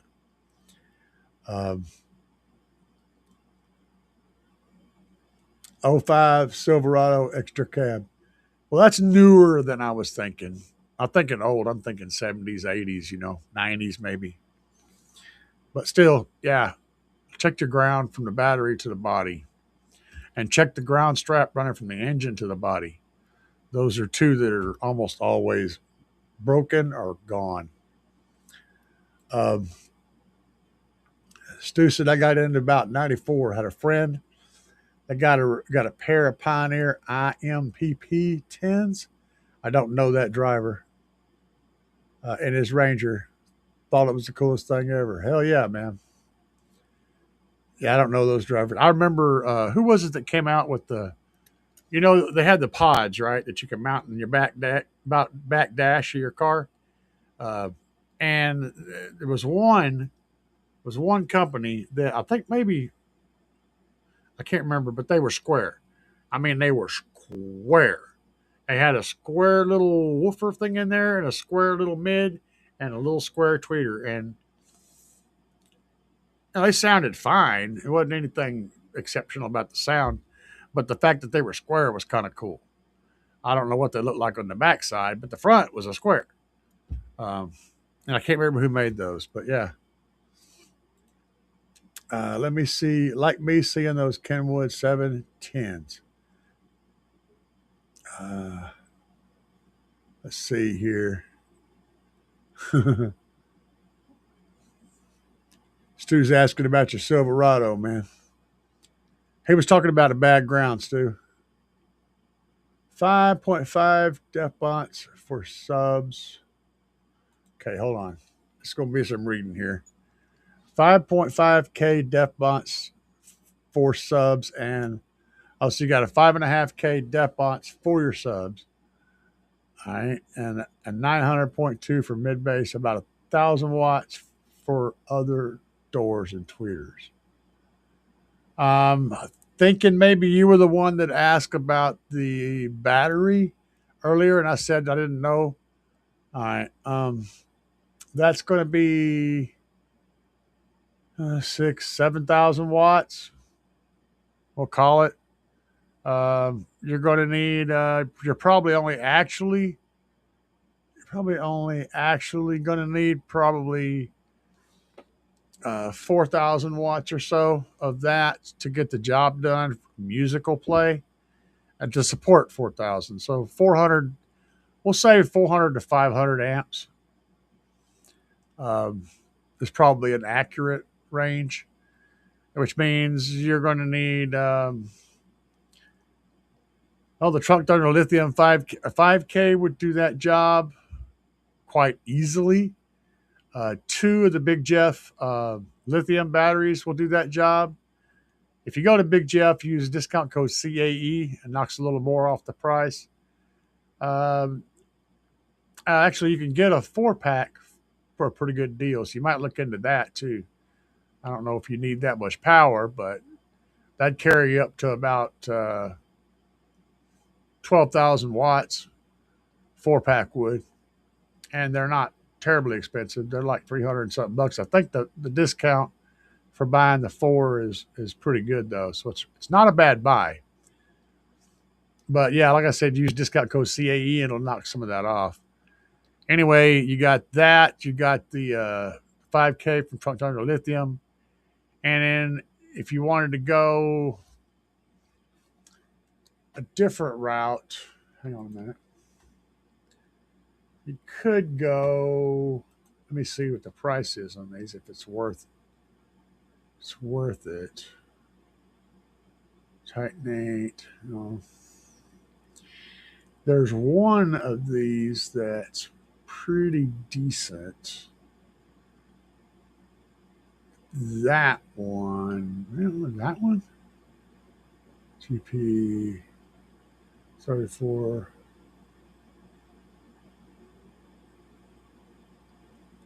Oh man, that's cool.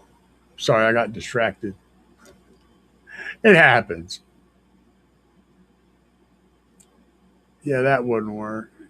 No, they have something, but I can't remember where it is. Maybe it's down here. It says 300. Is that the one I was looking at?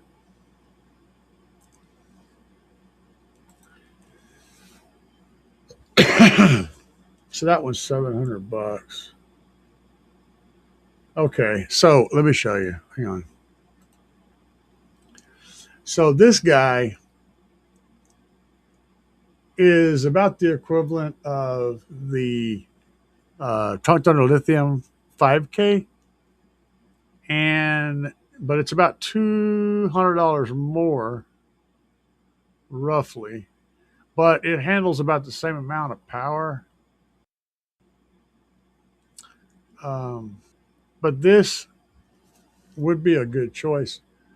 So just take note of what I'm pointing at up here and look that up. Now I want to look over here on Trunk Thunder Lithium if they're in stock. If they're in stock, and they're not. They're not in stock right now. But this is the same basic battery as that, and it's quite a bit cheaper if you can catch them in stock. And it'll actually support quite a bit of power. So yeah, with a high output alternator, you said you had a 400 amp alternator, so you could easily support 10,000 watts with that battery right there. But you got to catch them in stock, or you got to pre-order and wait for an indeterminate amount of time. It could be a week, it could be 2 months. So it's up to you. But you get a good deal, you're getting an extremely good battery, and you're getting awesome customer service. So, yeah. That's my basic recommendations in that department. Why does that always move? My first bucket was a 71 Cutlass Supreme. Never had a Cutlass, man. I mostly ended up with Fords. That was I was on a run of Fords throughout my teenage years. Old Ford cars. I did have a 66 Cadillac for a while. Convertible.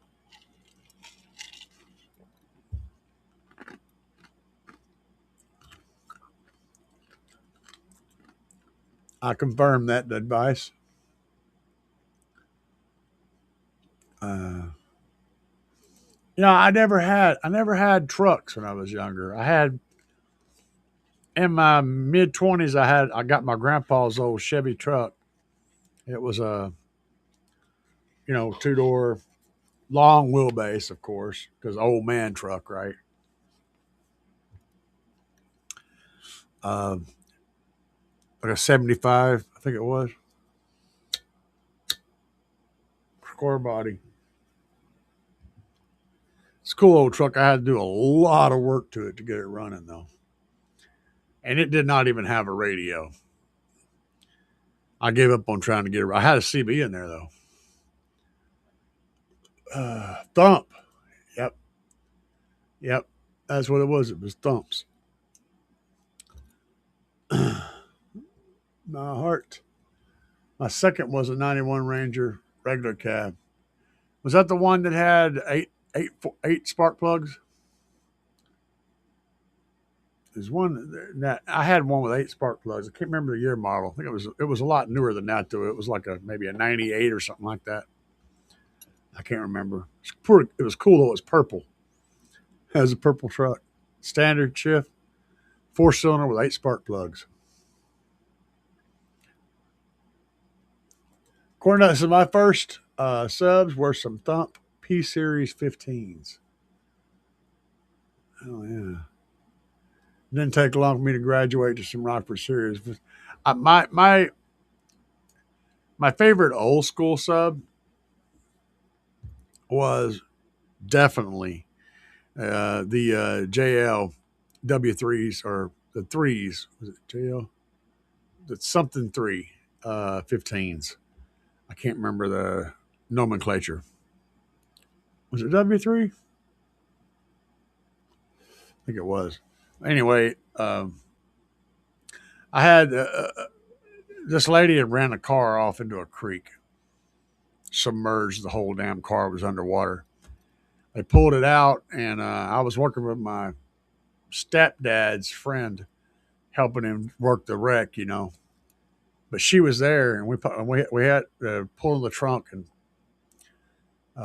getting some stuff out of the trunk, and I saw a sub box in there, the subs, and I was like, "Hey, what are you gonna do with them subs?" She looked at them, and they were soaking. There was water coming out of the box. It was, she said, "You can have them." I said, "Bet."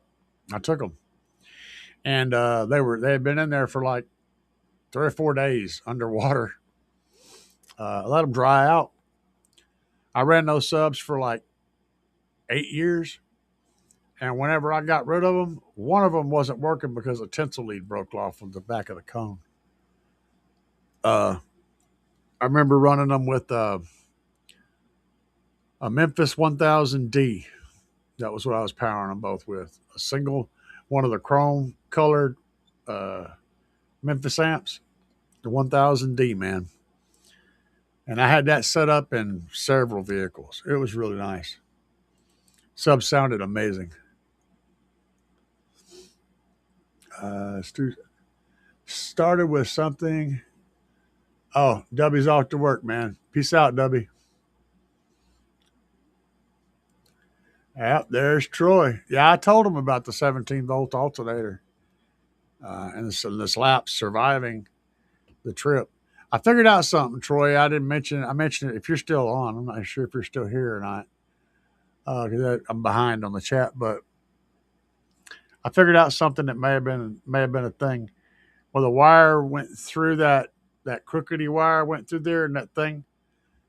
I think maybe what might have happened is the wire might have got broken in there, and then they went up to 17 volts. And then when you went to banging stuff around under the hood, you bumped it just right, and the wire reconnected, and it started sensing again, and it dropped down to 14. I got a feeling that's possibly what happened. Troy, yep. Troy said I had a Punch 200 with Eminem, Godfather. He's talking about his old school stuff. Godfather 12 speakers in 95. All right, Shadow Man. Peace out, brother. I'm sure you're gone by now.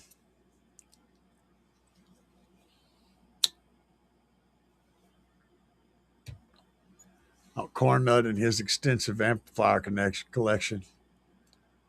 I still have one of the old Punch 100s, my Punch 200, Punch 40, and a Punch 45. Long gone, but don't remember what I did with them.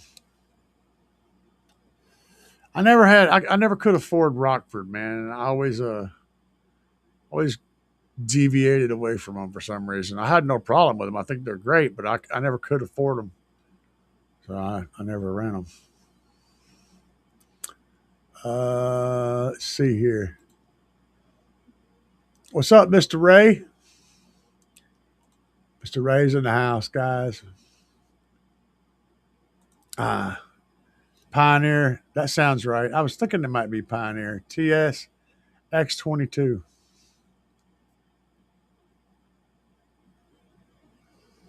Vintage, yeah, no kid.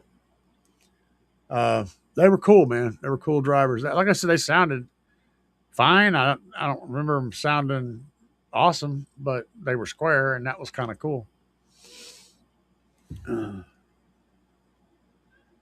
73 Nova, he says. Hell yeah.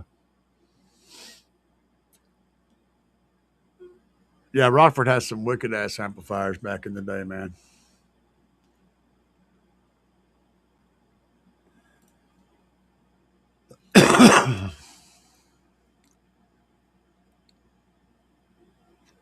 Yes, it was the one with 8 plugs. Yeah, you couldn't get to that back plug. That one back spark plug up there by the firewall, that shit was not coming out of there at all. I was right, though. It was the 8 spark plugs. Hell yeah, I'm glad to know it. I got that right. And W said he's off to work. Let's see. I'm about to catch up. Holy shit. That could have happened because once I started unhooking everything, I went back to 14.4. That's what I was saying.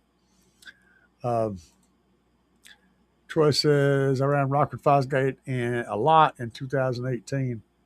I had 2 Impalas. No, not you. One had the T1500, the other had the T1000. Hell yeah. Well, I finally caught up with the chat, man. Whoa, that was a long list.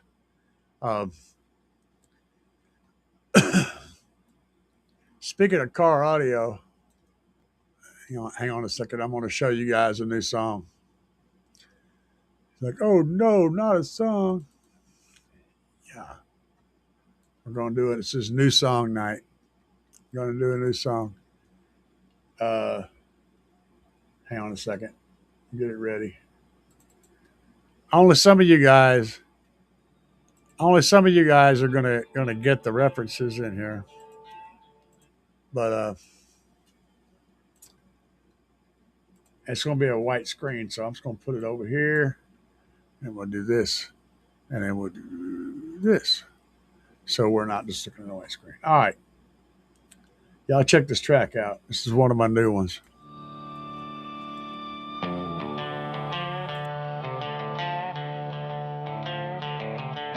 My credit card's maxed out.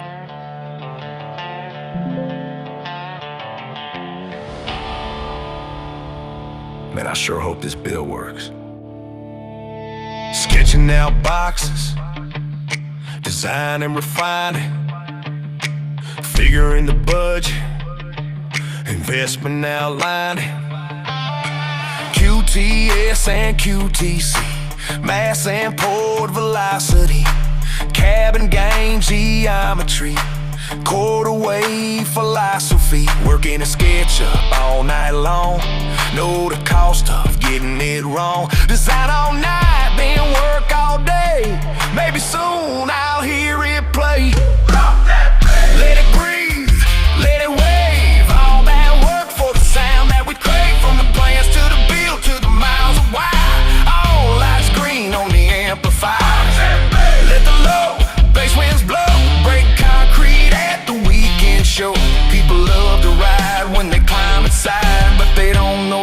rest of the base head life. Should I run 412s or 415s? Maybe 218s is what I need. Do a fourth or a sixth, or just go park. Man, the roof gon' flex, need support.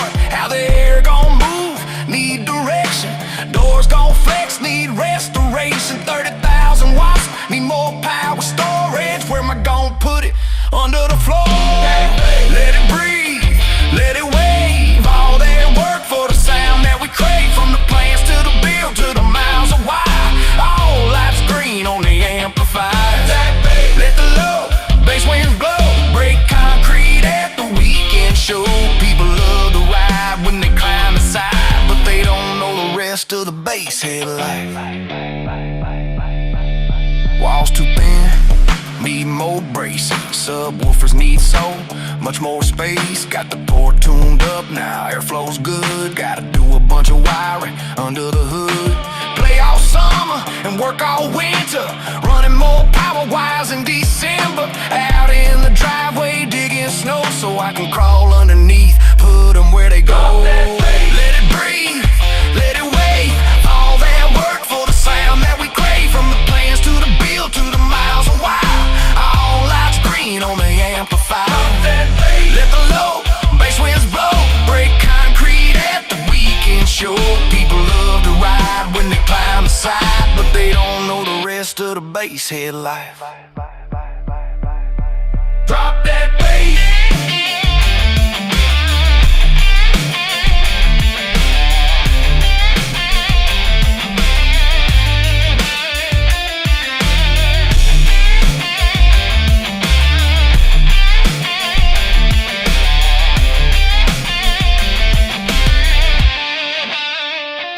Drop that bass.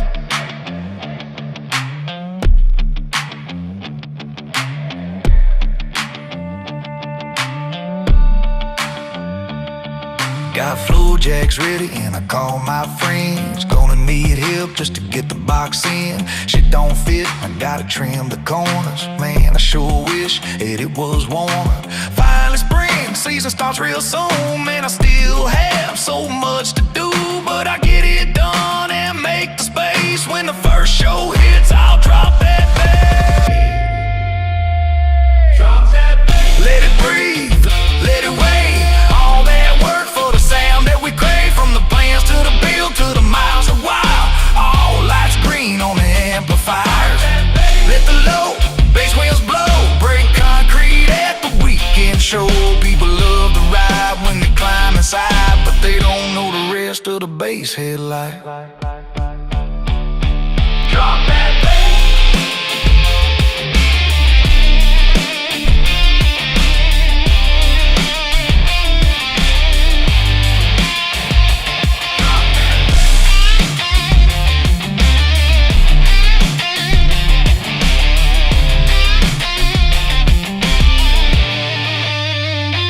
Drop that bass. What did y'all think about that one? That just went up on my new album, so heads up on that. The name of the album is Bass Machine Bass Demo 5 in the 30s. Every track there is at 31 hertz or higher. 31 hertz up to 33 hertz, so it's like the sweet spot. I have a lot of tracks that my nose is starting to run now. I have a lot of tracks that are in the mid 20s and around that area. So I've been working on basing out some new stuff in the low 30s for the average bass head, you know. But yeah.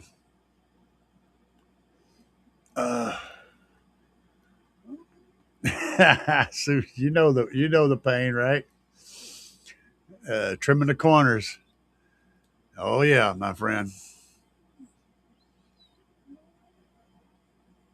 Cut the door panels so the doors wouldn't close. That's a bass head. The bass head, screw the box. Just trim the vehicle around the box. In fact, it's an S10. I can see exactly where he cut them. The door, the arms with the armrest on the doors hang out quite a bit toward the back. So we had to cut the armrest out to get the door shut. Am I right or wrong? I bet I'm right. I bet he had to cut the armrest out.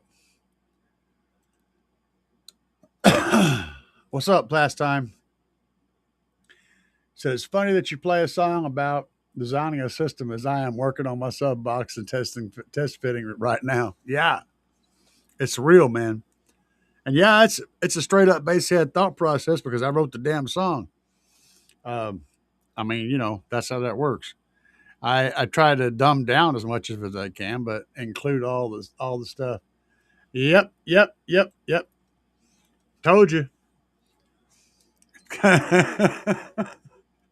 It's like it's all in my head, dude. I don't know how that happens, but it's all still in my head. Certain vehicles just stand out. I know exactly what the restraint's going to be. When you go to putting something in there, I already know in my head what's going to cause the problem. And a buddy of mine put 215s. He did this shit. I'm going to tell you, he put 215s in an S10 single cab behind the seats. And we had to build custom door panels to get around that box. There was no room in that thing. I mean, the seats are pulled forward a huge amount. There was no room in that thing at all. But we got them in there. Had a port fire in the center there coming up to his custom console. He had custom seats. It was a really nice truck. It was a Slam mini truck with the ground effects, the candy paint. The whole freaking thing was slick as shit. He wanted 215s behind the seat of that truck. We had to mount them way down at the bottom to have enough room for the magnets in the box. And the box just wasn't going to work until we cut those door panels. We actually took the door panels off and made custom ones, but they wouldn't have worked with the factory ones. The doors would have liked this much closing.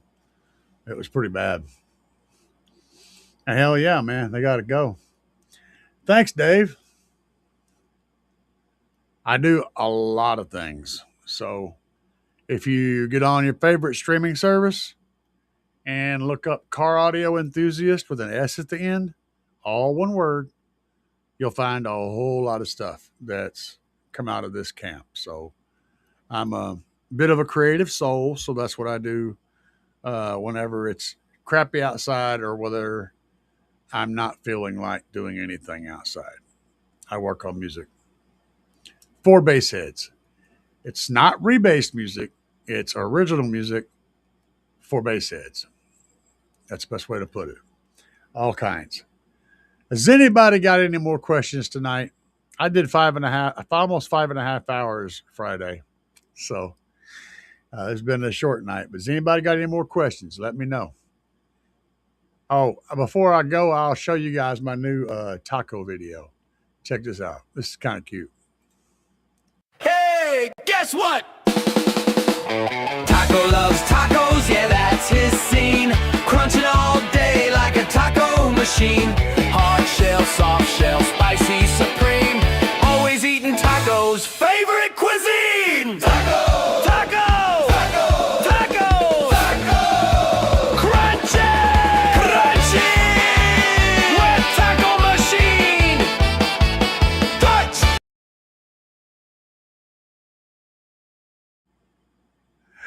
Good times. What's up, Eddie? Go Taco Go.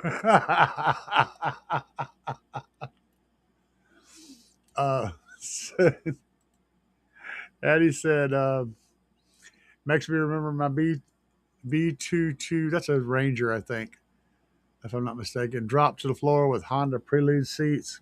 Got steering wheel. I'm assuming you said maybe gold steering wheel. I don't know. Chrome wheels from the 4x4 rolling on 40s. Oh, yeah, man.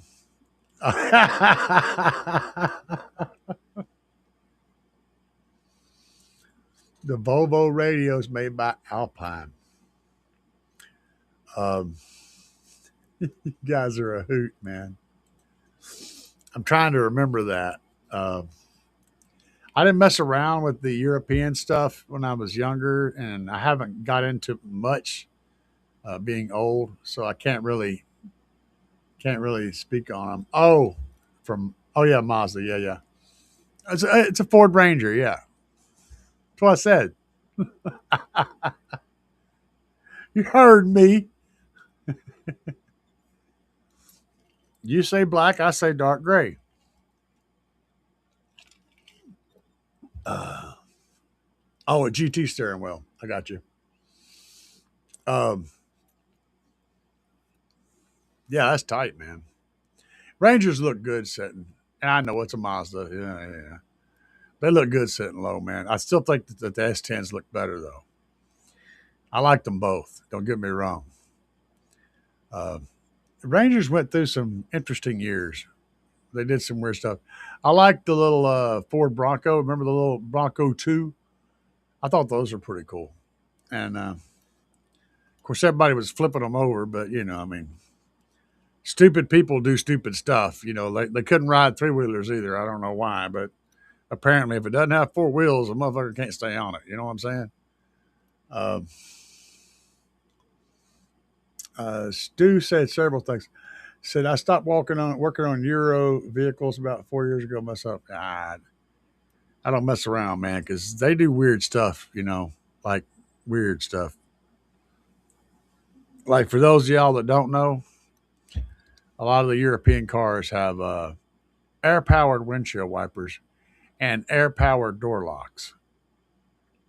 Air, yeah, they got freaking air tubes running through there to put the doors locks up and down.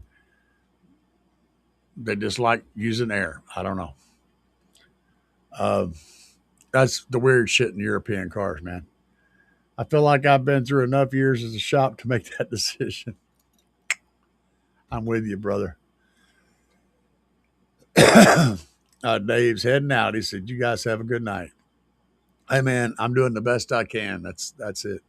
We got a great community, and we show love and respect to everybody in this community, and that's something that you don't see a whole lot of in car audio. And it's unfortunately the car audio world is a kind of a drama mess, and so, uh, yep, exactly, brother. They use that stupid air powered everything. I don't know what's wrong with these people. We've been building regular electric power door locks for since like the 19 late 50s. I'm pretty sure we had them in the late 50s. Uh, I don't know. I go back. They had. You guys know when the first car stereo guys were invented. So on the Model T Ford, it didn't come with a radio, but there was an aftermarket radio available for them, and it mounted on the steering wheel column. You know, down here on the bottom, you had a little bracket. It would mount down there, and you had to install batteries for the thing. So you had like batteries, yeah. And this is some crazy shit, but you guys are welcome to research this. I'm gonna blow your freaking mind with this. But they would put them in under the floor of the car, multiple batteries, and the radio was quite large. It had to be mounted down there too. And then they had an aerial antenna that mounted on it that looked exactly like you. If you can imagine a radio station broadcast tower miniaturized a little bit and stuck on a car, that's what it looked like. And they had bullhorn speakers mounted out here on the side steps. It was a straight up stunt wall, man. Everywhere they went, everybody in town heard their radio. And it was, I don't remember the price, but I do remember that the price of the stereo, if you want to call it a stereo, the radio, was about the same price as they'd pay for the whole car to start with. And a lot of people did this. There were guys riding around banging in the neighborhood, disturbing the peace, tons of them with Model Ts. And that was really the first car radio. And that was in, it was like in 1920 or something like that. I want to say 20 or 21. We just celebrated the 100th anniversary for the car audio guy. How about that shit? But yeah, that really happened, man. So we're going to bust a camp, and I am going to get the duck out of here. You guys have a great night. Peace and love, man.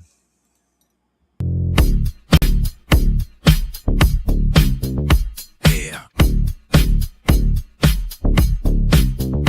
Yeah.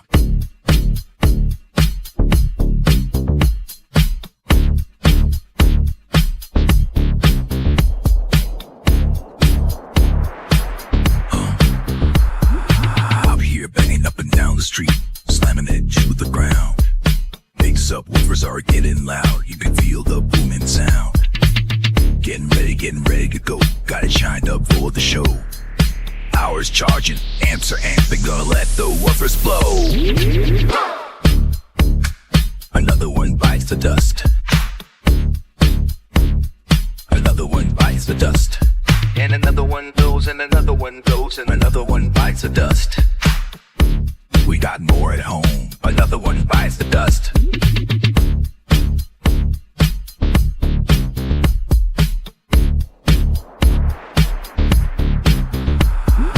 Eyes are glowing and the amp is smoking. Subs are cherry red.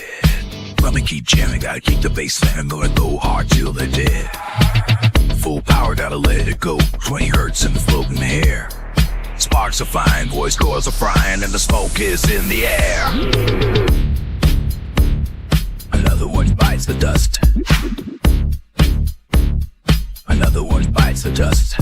And another one goes, and another one goes, and another one bites the dust.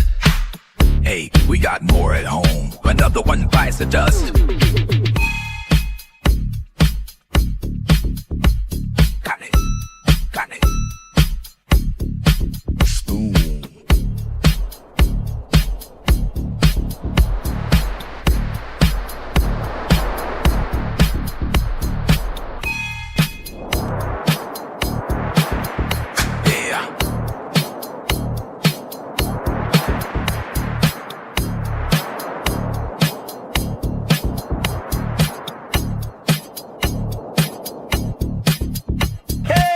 Guess what?